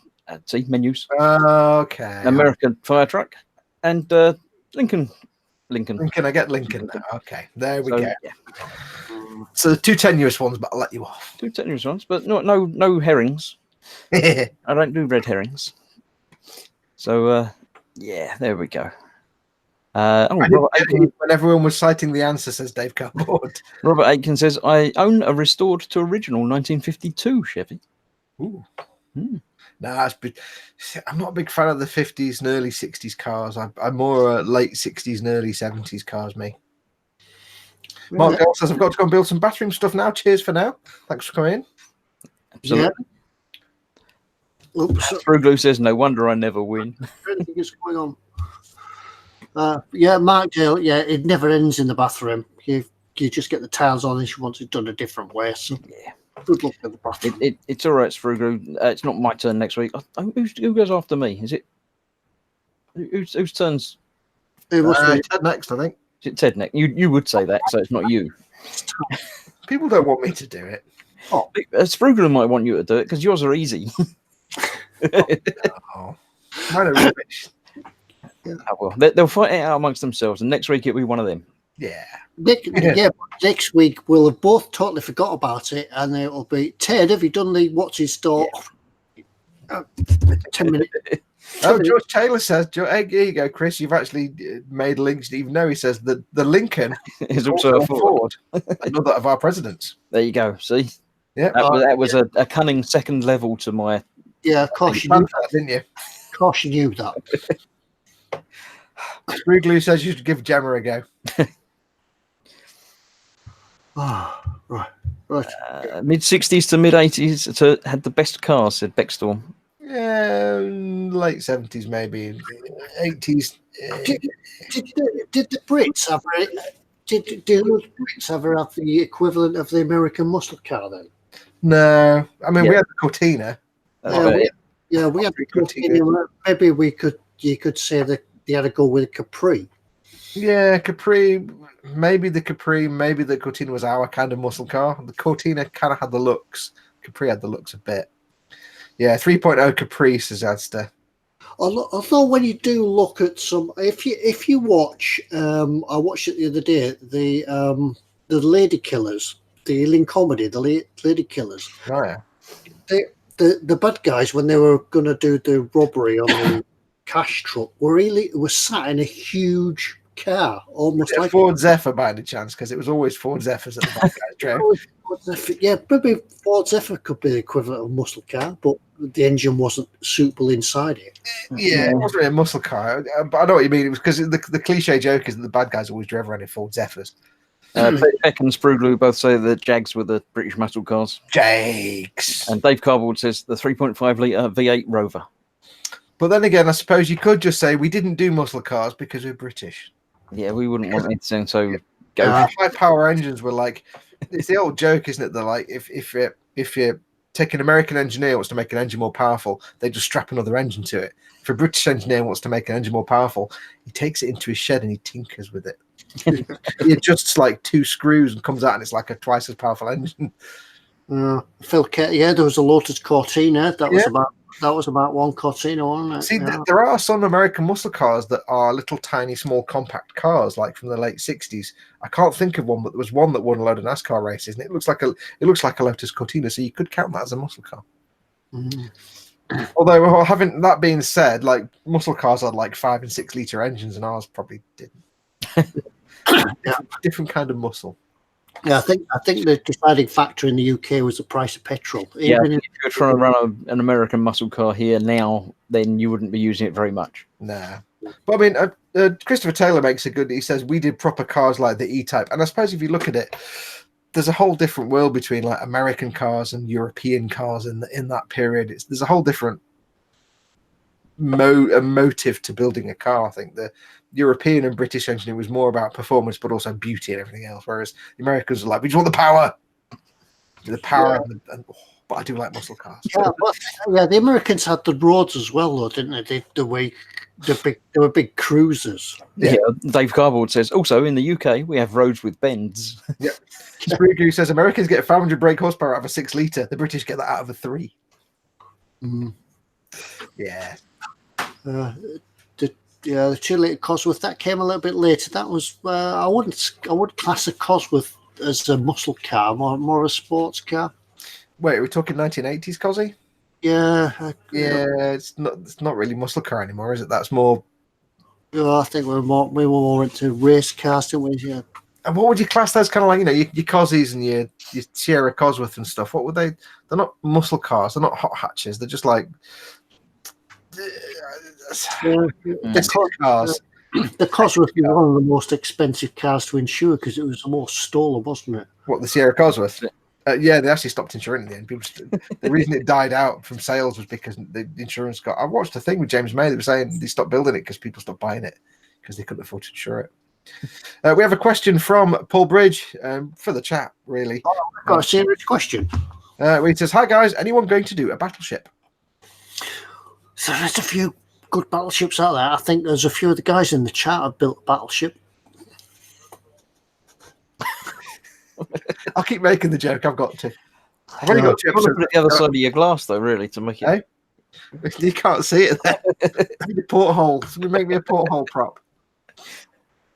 Let's have a look. David Wright says, "Hi guys, what acrylic paints would you use for detail painting? Example on Spitfire. You all seem out of focus." Wait, what? If we're all out of focus, then have you tried putting your glasses on? If we're collectively all out, I never actually changed my focus. I've never actually checked my focus. Hang on, I checked everything else. Yeah, we're out of focus now. I never actually checked my focus. We seem to be in focus as far as I think David should just give his screen a wipe. We're the most in focus we've ever been. But yes, and his question was, what acrylic paints would you use for detail painting? Example on the Spitfire. If you're brush painting it, I would personally recommend the Vallejo colors. A wet palette. Again, make yourself a wet palette. I can't show you mine because it's currently doing duty as a storage bin for small parts. Wet palette. Yeah, make yourself a wet palette. If you don't know what one is, just do a quick Google search. You'll see loads of videos showing you how to make them. Cost you a few pence. You're going to be doing, if you're doing brush painting, go for something like the Vallejo Air are really good. You even need a wet palette for them. Vallejo Air again, or just the Vallejo colors, which are military themed. But like we said earlier on, have a look through the paint sets.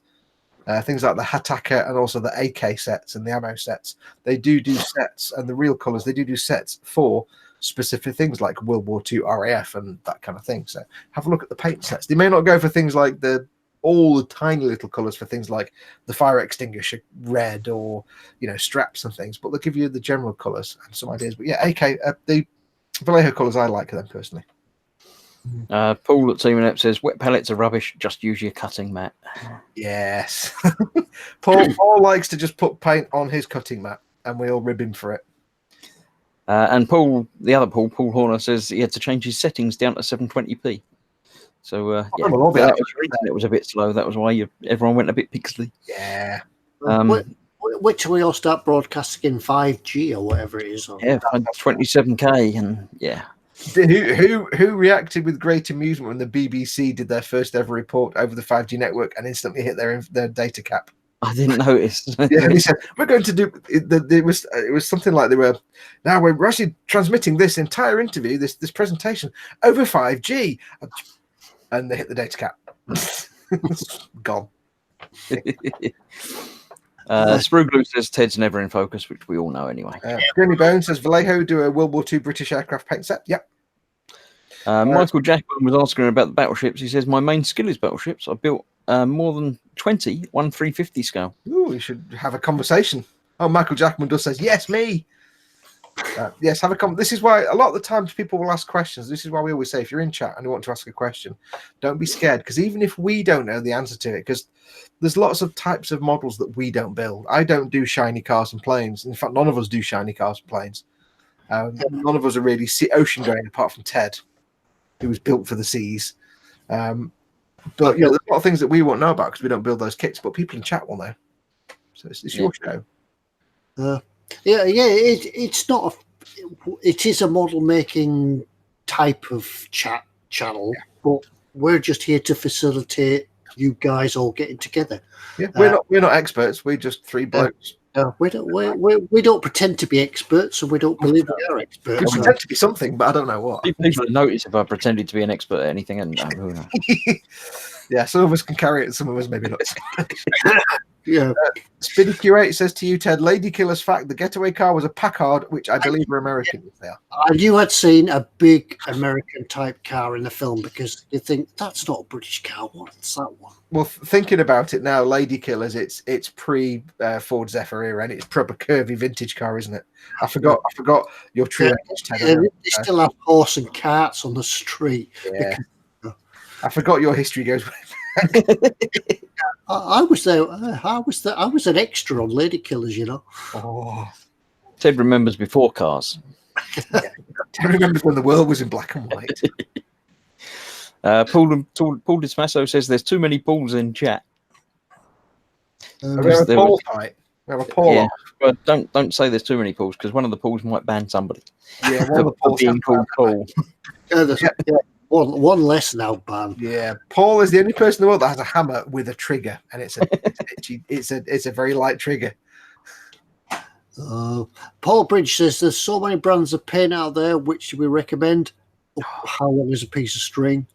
Are you talking brush painting, airbrush painting? Acrylics, enamels, or what's it? It's if you look, because there are so many different brands. Some are good at airbrushing, some are good at brushing, some are good at everything. I would say if you've got a specific model in mind, read up on that genre of model and see what other people that make those kind of models. Like if you make Formula One cars. The list is endless, but don't forget you can mix and match your paints as well. So don't just stick to acrylics. You can use enamels or something else. Try lots of different things and see what you like. You might have been using one. I used to use, when I started back in this thing 4 or 5 years ago now, I used to use Tamiya paints because that's what I used when I was young. So that's what I picked up to start doing, and didn't think anything of it. I thought paint's paint, you just use it, get on with it. But then I drifted over and tried other things, and I picked up an airbrush. So I picked up some of the Vallejo Air range, and it's a whole different ball game. They work differently, they act differently. You can brush paint them differently. And then I tried other brands of paints, and some you like, some you don't like, but just try a few and see what you like. I mean, I'm similar to Chris in that I grew up with Tamiya paints and Tamiya armored kits, and for 20 years I was quite happily building badly painted kits because I wasn't very good at brush painting. And then in later years I got myself an airbrush and stuck with the Tamiya. But then, only a couple of years ago, started doing sort of more little tabletop miniatures and using things like the Vallejo paints and the Citadel paints and getting into brush painting. And it was only a few years ago that I realized that Tamiya paints are terrible for brush painting, but great for other stuff. And I suddenly realized I could brush paint. So there's a lot of different things out there purely because I changed paints and started using water-based acrylics. So yeah, just experiment. Look at what other people are building. Look at what people are using that are building the things that you find interesting. If you like tanks or planes or cars or whatever, or sci-fi, have a look at what they're using and try those out. When I started painting, Tamiya was just a lad, and he hadn't started producing paints, and I was using Humbrol. I think it was actually called Humbrol. It was in bottles. It was either Humbrol or Airfix, wasn't it? Then they moved into the little tinlets, and they were brilliant, and they still are brilliant if you could use them. In fact, Sprue Glue says, has anybody airbrushed Humbrol paints successfully? Yes, I have. Thin them down well enough with the correct thinners. I can't remember what I actually used, but they do spray well. So, yeah. The only thing to keep in mind is, of course, something that a lot of people don't know is that Tamiya paints are not actually acrylics. And that's one reason they don't brush as well as things like Vallejo or AK or Hataka or P3 paints or Mission Models paints or any of those things. They're not water-based. Things like Vallejo and Citadel and all the others, they're water-based acrylics and they work on a wet palette. Tamiya paints are alcohol-based. They're closer to lacquers than they are. But it says acrylics on the pot. But if you try and use them on a wet palette, it'll be sadness. So just keep that in mind. That the Tamiya paints are not technically acrylics. They're more like lacquers. They're really nice paints. They're brilliant for airbrushing. But a lot of people don't realise that. Yeah, I did. Can't remember which model it was. Oh, yeah, it was Donald Campbell's Bluebird. The only colour I could find to match the Bluebird was, I think it was French blue. It was a Humboldt paint. So, yeah, I brushed that. I mean, if you're just starting out and you're starting brush painting, I'd say go for water-based acrylics. They give you the best results. They don't give you the best results, but for a beginner, they give you the most flexible results because you can blend. They're easier to use than a lot of the other ones. And you can use a wet palette, which you can do blends and fades. If you're going to be airbrushing, then any paint is open to you, but you might want to, again, just start on acrylics initially, just because they're the kind of easiest to learn for airbrushing. Although you might say similar for lacquers, but lacquers require a lot more ventilation and proper. I mean, everything requires a respirator, but lacquers are stinky and a lot more harmful. So I would say if you're airbrushing, whichever you're doing, best starting out on, say, water-based acrylics, just to fan your feet, get yourself settled in. Spriggley asked what thinners do we use with Humboldt. I can't actually remember. I think it was probably just something simple at the time. I think it was just like white spirit. Yeah, white spirit. Back in them days. I remember being a kid and using Humboldt enamels and actually having a bottle of purple terps. I hadn't figured that out. Team Inept says, when Ted started painting, Lasso was still drying. I get that. Yeah, when I started painting, you just had to mix your own pigments. When Ted started painting, it was his hand and spitting paint. Hey, I love you. I'll speak to you. Okay, Mikey. I'll speak to you later.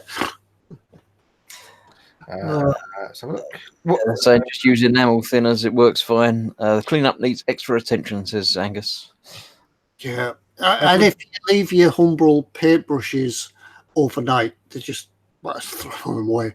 They just go hard, don't they? But yeah, just to go back to on Spruger's question, what do you use with Humboldt? It depends, because don't forget Humboldt do enamels and acrylics. So if it's enamels, then you've got your spirits, white spirit, terps, your enamel thinners. Oil paint thinners are exactly the same as enamel thinners. So you can get a bottle of oil paint thinner. If it's acrylics, then you want alcohol-based or, well, water, but probably alcohol-based thinners are best. Or lacquer thinners you can use with acrylics. Super Dejas here says, Ted, what does Blue Peter mean? You mentioned that on your Mark IV tank build. I can't remember. I haven't a clue. I'll have to go back and watch it. Just let me know where it was, and I might refresh my memory. I mean, it's a naval thing, isn't it, Blue Peter? But here's one I made earlier. Could have been one. Here's one I made earlier. Somebody made a good point. Where's it gone? Paul Horner says Hataka Orange range are lacquer based too. Red or acrylic for airbrush, and blue or acrylic for brush. They've got 3 different brands of paints. That's kind of similar to, not similar in the kind of makeup, but Tamiya do some lacquer paints, and they're acrylics, which are actually lacquers.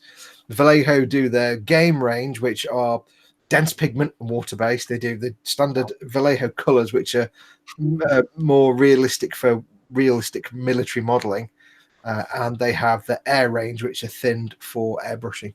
But they're all acrylics. But yeah, different brands have different things. But I didn't realize that Hataka have the 3 different. Don't forget as well the AK Real Color range, which are a mixture of the two, aren't they? They're not acrylics and they're not enamels, but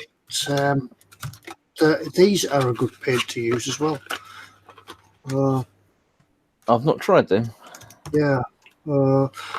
High compatibility for durability. If you read up on these, Google them, and it tells you all about them. They're not acrylics. They're not enamels. something else. I'm sure somebody else in chat will tell us what they are. But yeah, for coverage, they're fantastic. And they do them in sets as well, as we talked about before. Buying paints in sets is really an economic way of building your paint stock up. Yeah.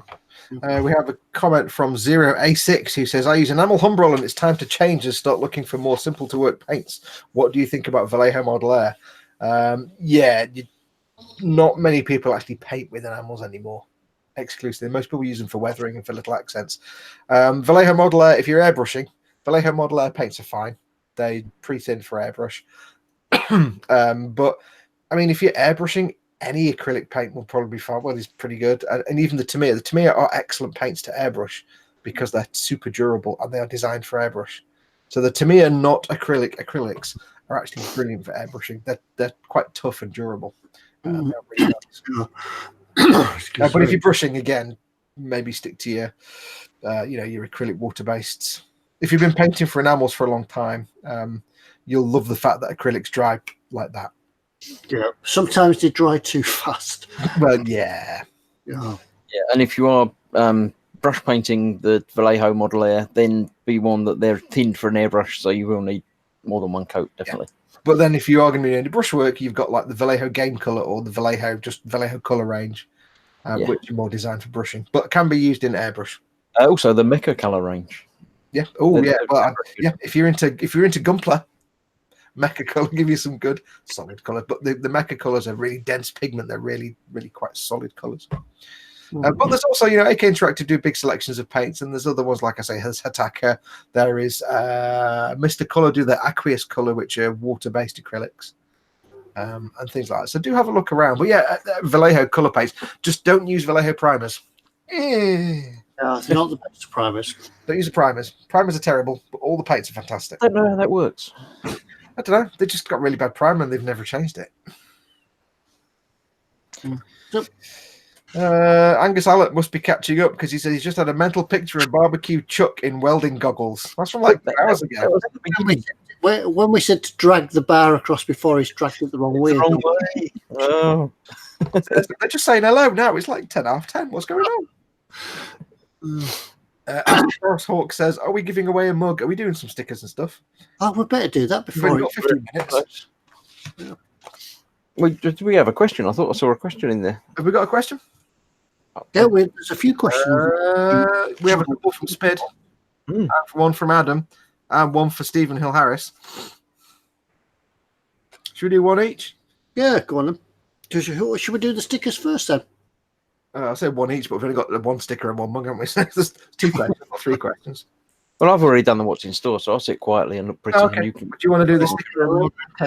Yeah, do your bit of work and then sit back and leave us to it. Stickers. Just turn the engine on and then leave the ship going. We'll do. Wake me up when you finish. It's fine. Do you want to go first, Ted? Yeah, I'll go first then.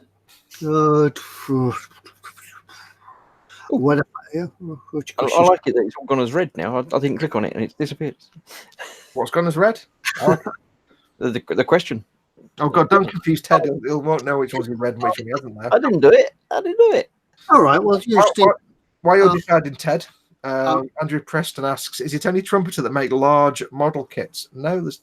No, it's not. Small scale kits from many manufacturers. Yeah, try the Airfix Hawker Hurricane. Yeah, Airfix do a lot of 124. Is it 124 scale? Not the Hawker Hurricane. The Typhoon. Yeah, Airfix do a lot of 124 scale aircraft, World War II aircraft. Tamiya do 1/16 tanks. Or if you're after a big kit, Dora. Yeah, the Dora 135th railgun. Only don't come any bigger. Yeah, that one does come with a separate rip-out divorce paper. But if you go onto because it's the new website, don't forget, go onto the website. You can, if there's a filter down the left-hand side, you can choose the scale that you want.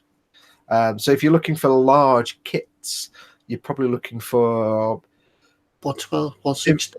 Yeah, I mean, if you go for like 1/24th, that's usually going to be cars and trucks and stuff. But if you go for like 1/16th, there's some surprising kits in 1/16th and 1/24th Yeah, 116th, 124th, you'll see some aircraft and some armor kits. Don't forget, there was those motorbikes as well.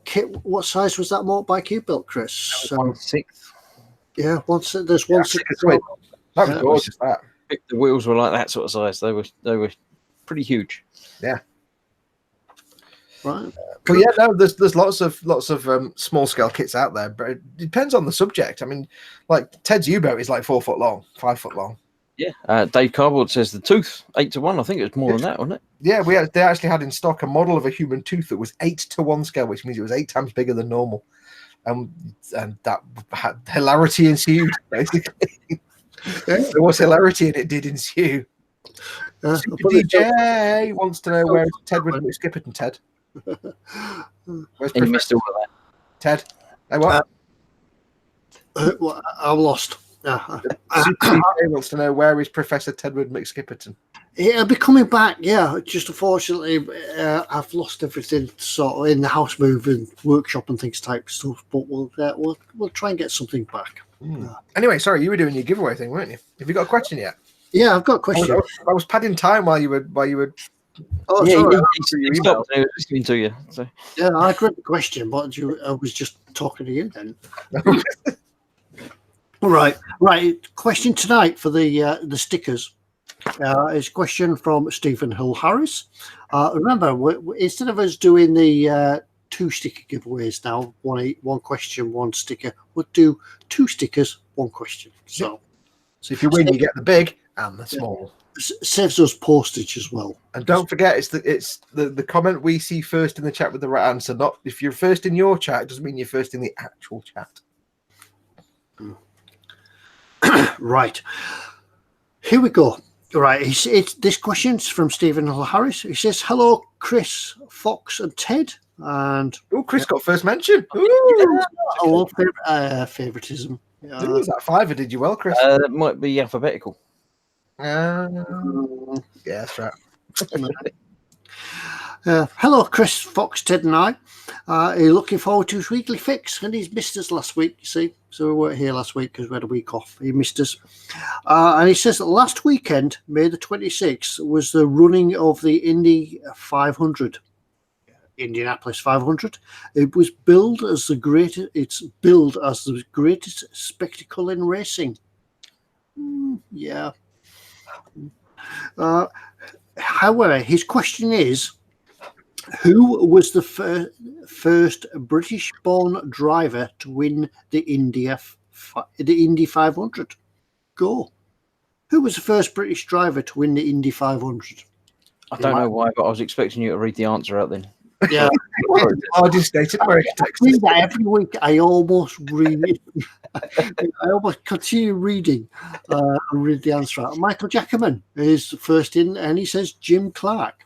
I don't know who Jim Clark is, by the way. But He's the first British-born driver to win the Indy 500. Of course he was. Yeah. So well done to Michael Jackerman. Send us your address to ted@emodels.co.uk. When it gets round to go in the post box, we'll get some stickers out. Right, now we have a cool question for the mug. You'll need to get your Google Foo. Wow, you need to get your teeth in. You'll need to get your Google Foo on for this one because no one other than Spid, for some bizarre reason, would just happen to know this. I suspect. So this is for an eModels mug. You too can imbibe your beverage of choice whilst also proclaiming that you are a kick-ass model maker and also advertising for free of charge the eModels.co.uk, your one-stop shop for all your model making needs. Buy one soon. With your new website. Yeah.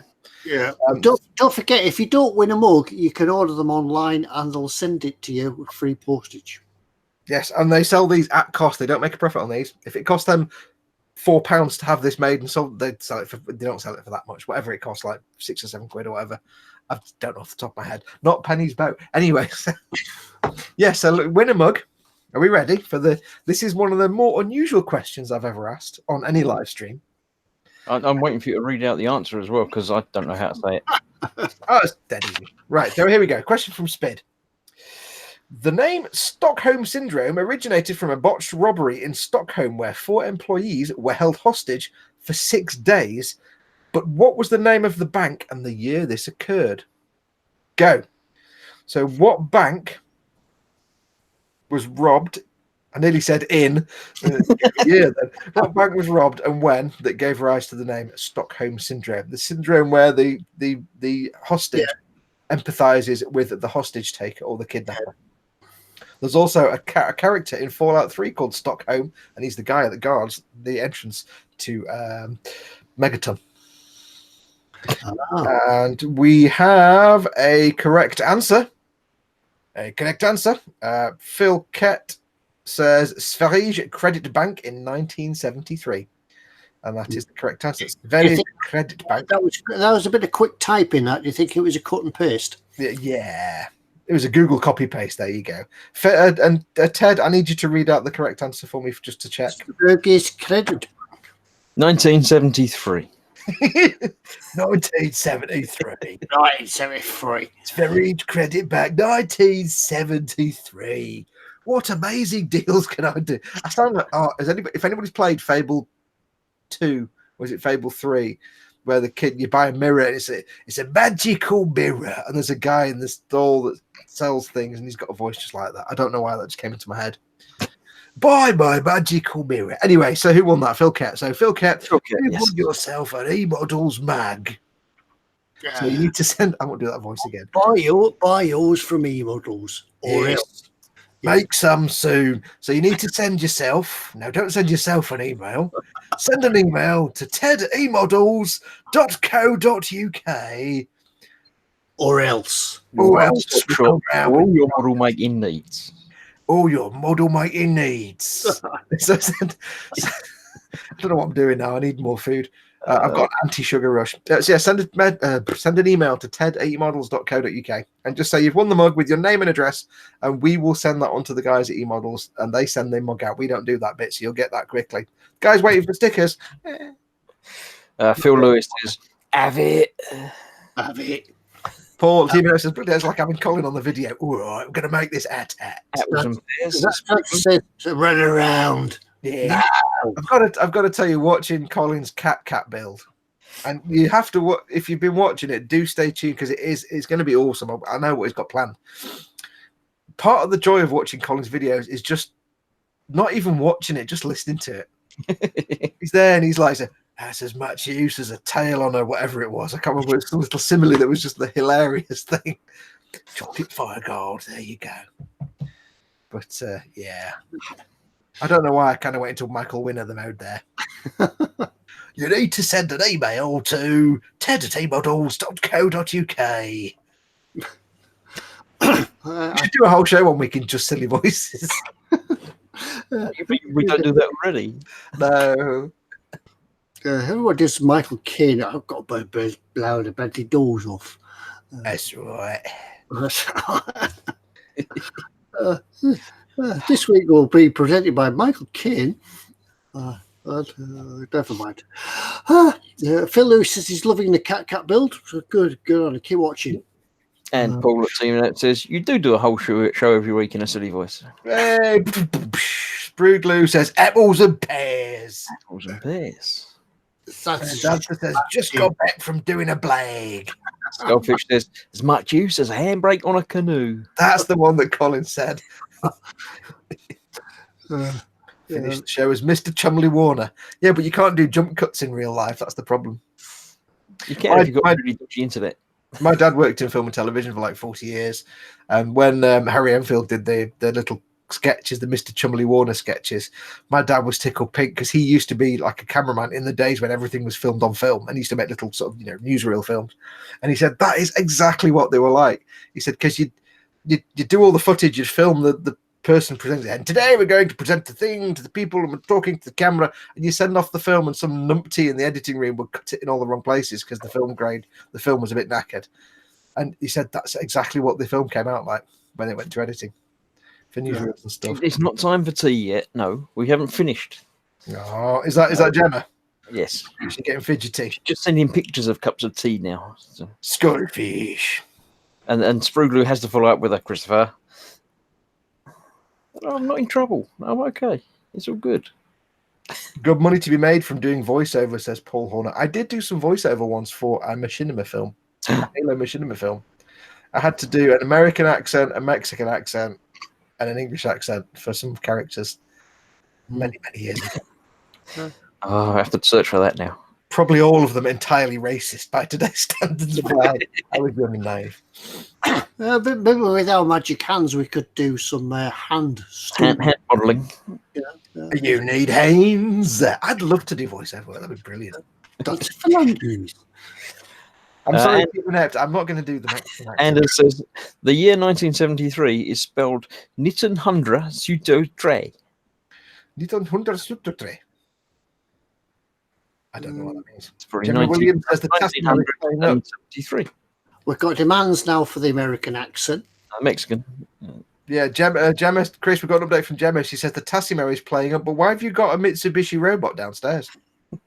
Says It's really expensive. Donuts and cake, apparently. I don't think this is not. We're not ordering for. It's not.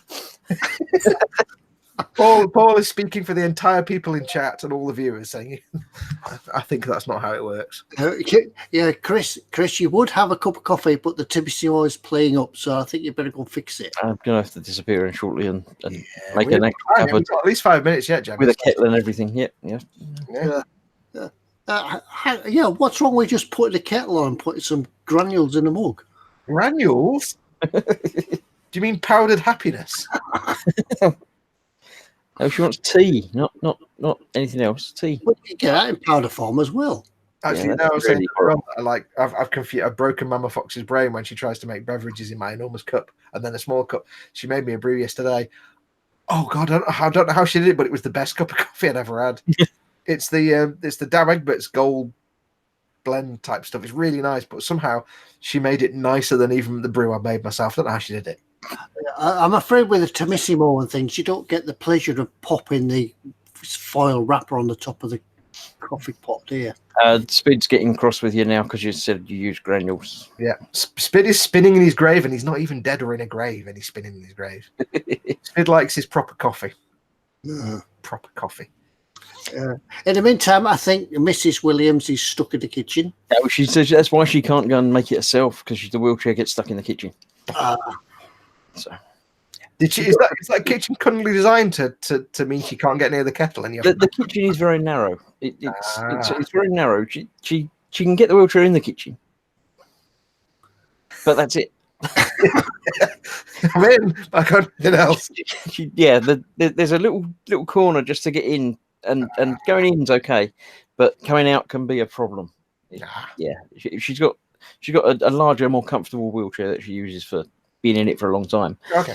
And it just doesn't come out properly so she could try and make it herself, but then she'll be stuck in the kitchen until I go down and rescue her. Well, having said that, it's not a conversation that happens in your house. Anybody seen Mum in the last hour? Having said that, though, if you're going to get stuck in a room, getting stuck in the room with all the food is probably that's not a bad choice yet. Sprugler has a question for Gemma. Are there any Jaffa cakes left? Not now. She's stuck in the kitchen. You know, the other week I did a taste test on one of my streams of the Jaffa cakes and the lemon and lime Jaffa cakes and the lemon and lime, and she didn't want to try any of them. The lemon and lime and the strawberry ones she didn't want to even taste. All of them for you. Yeah, that's exactly what I said. I've been trying to get Mama Fox to have a pot noodle, and she's not having it. She's not having it. Like I've got Mama Fox to eat sushi, and Mum loves sushi now. And if you knew my mum, you wouldn't think she was the kind of person that loves. She loves sushi. She won't eat noodles, and she won't eat pot noodles. And I'm like, I was going to say, if she just won't eat a pot noodle, you could just put it in a bowl. Yeah, no, she'd do like I said, do you want some noodles? Yeah. I said, yeah, but you said that about a sushi before I gave you sushi, and I think sushi is the bee's knees. All suggestions coming up now. Apple pear Jaffa cakes, little Jaffa cakes, lovely. Lovely. Gemma does answer and say there's possibly not any Jaffa cakes, but they are shopping tomorrow. Good day sorted out tomorrow. But on the thing, you know where you get the Jaffa cakes from? Isn't there a Warhammer store? No. Oh. It's the opposite direction to the Warhammer store. Oh, that's easily avoided. Flavor says the Yeah, there's only one flavour of Jaffa cakes. One flavour to rule them all. Spid does suggest that Gemma actually puts the kettle in the room where you are, which then solves the problem. Imagine during the middle of a live show, I'm just making myself a brew. You guys carry on. I'm having a nice brew. Ooh, got a cup of tea. Get microwave over there. Oh, God. See, Gemma's on the ball. He says, nowhere near the Warhammer. I want a cup of coffee. I'm really gasping for a brew. Michael Jackman says the best Jaffa cakes are the raspberry ones. I didn't try raspberry. Ew. Didn't have any of them. This is all heresy. There's a mini fridge and kettle. Top idea. Oh, yeah. What, in the man cave? That would be good, wouldn't it? Mini fridge with gin. You your man cave. What? Wouldn't that make your man cave go from being a man cave to a gin palace? I'm not saying downside. I'm just saying. Do you keep gin in a fridge? That's No, what gin palaces are them things that float up and down the lake with. I like the fact that the noun for anywhere that sells gin is a gin palace. Yeah. Anyway, as we're all dying for a drink now, Foxx. Yeah, they're just talking about biscuits now, hobnobs and custard creams. Oh, hobnobs. Chocolate hobnobs, not normal hobnobs. Chocolate hobnobs. Chocolate hobnobs can be taken with either a coffee beverage or a tea beverage. Yeah, or just. I've started drinking tea lately. I've kind of got into tea. I don't know why. Paul DeTasio might go to the Warhammer shop tomorrow. Oh well, if you're into tea, it's just as interesting as lots of different coffees. You can get lots of different tastes of tea as well. Well, no, I'm only into tea because it's Barry's tea, although other teas are available. I just like Barry's tea. Ginger nuts, Garibaldi, matcha Kit Kat. I don't know what a matcha Kit Kat is. What's a matcha Kit Kat? Sounds like I need to experience one of these. Garibaldi on the go right here, right now, says Mark Scopes. The only problem with ginger nuts is if you put them in a biscuit barrel with all the biscuits taste like ginger. And I'm not a big fan of ginger. Just going back to where Jamie Bourne mentions custard creams. Now, often when you go to the biscuit barrel, and if it's got custard creams or hobnobs or anything in it, the custard creams get left because nobody ever wants a boring custard cream. But then when you do pick out the custard creams, it just brings it back to you, doesn't it? You think, wow, I'm missing something out here. You forget how good the old traditional biscuits really are. You look at them and think, "Buh," and then you go, actually. It's like many weeks ago, our good friend Scott sent me some proper Orcadian oatcakes, and I like oatcakes. Mama Fox was like, nah, I just don't like oatcakes, it's a bit bland. I said, put some Philadelphia on that. It's a bit of butter, Philadelphia, and have your oatcake. Came down the next day, half of them gone. Yeah, you like them now, don't you? You like them now. Yorkshire tea and biscuit brew is my new favourite, says Phillies. I just don't like tea. I just like Barry's tea. I don't know why. It's just Barry's tea is dead nice. And your tea comes in lots of different colours and strengths as well. So you can either have builder's tea or you can have milky tea. No, it's like toast, isn't it? Toast comes in lots of different colours. And how toasted you want your toast?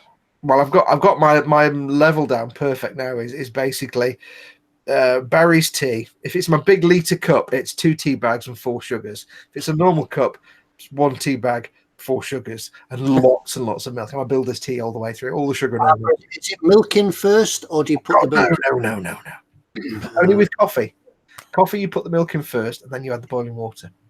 Yeah, because otherwise the coffee gets burnt. Yeah, but with tea, you put the tea bags in first. Right. Yeah. Well, somebody said keep talking, and they won't notice the time. We have just noticed the time. And we're on overtime now. Yeah. So we'll be forwarding our overtime claims to Pete at eModels, emodels.co.uk. I can hear his wallet twitching right now from here. He's like, overtime? What? Oh no. Yeah, Dave Cardboard, you can still buy boxes of broken biscuits. I saw somebody get massive boxes a day with thousands of Oh, it's all right. I don't have to go and make tea. The Tesmo's working again. She just kicked it. Yay! But now she really wants a tea anyway. Uh, So we're all going to be doing Bolton accents next week then. Lancashire accents or Dorset accents. Hey, Lancashire accents. Yeah, me and Ted can get the app and these reet, lad. Yeah, right. Yeah, Come on, Chris, give us your best Yorkshire accent to close out the show. I don't do Yorkshire at all. No, I can't. Doesn't happen. That's north of Watford. It's far too far north. I don't do north. Just try saying, "Happen these reek, lad." Is that the one with the? It's in a tin or something. Is that Yorkshire? They'll have to say good night then tomorrow. Something? No. I think Chris, she's hinting that she wants more tea. She wants 7 or 8 teas by the looks of it. That's coffee. That's not tea. That's too brown for tea. That's coffee. Yeah, I don't know. No. Yeah, we'll have to go. Anyway, he has his orders. Yeah. While Chris goes off and makes a cup of tea, we'll round up by thanking everybody for joining us this evening. And we'll be back next week. And we'll do it all again and talk about random nonsense for a couple of hours and give things away like we usually do. But don't forget, go along and have a look at the new eModels website. Lots of stuff on there. Just get used to it and have a look around it. And you never know, you might find a bargain and just click on it and check it out. But we'll see you all next week. Thanks for watching. Thanks for joining us. And yeah, bye then. Adios. Bye. Good night. Bye. I'll press the button.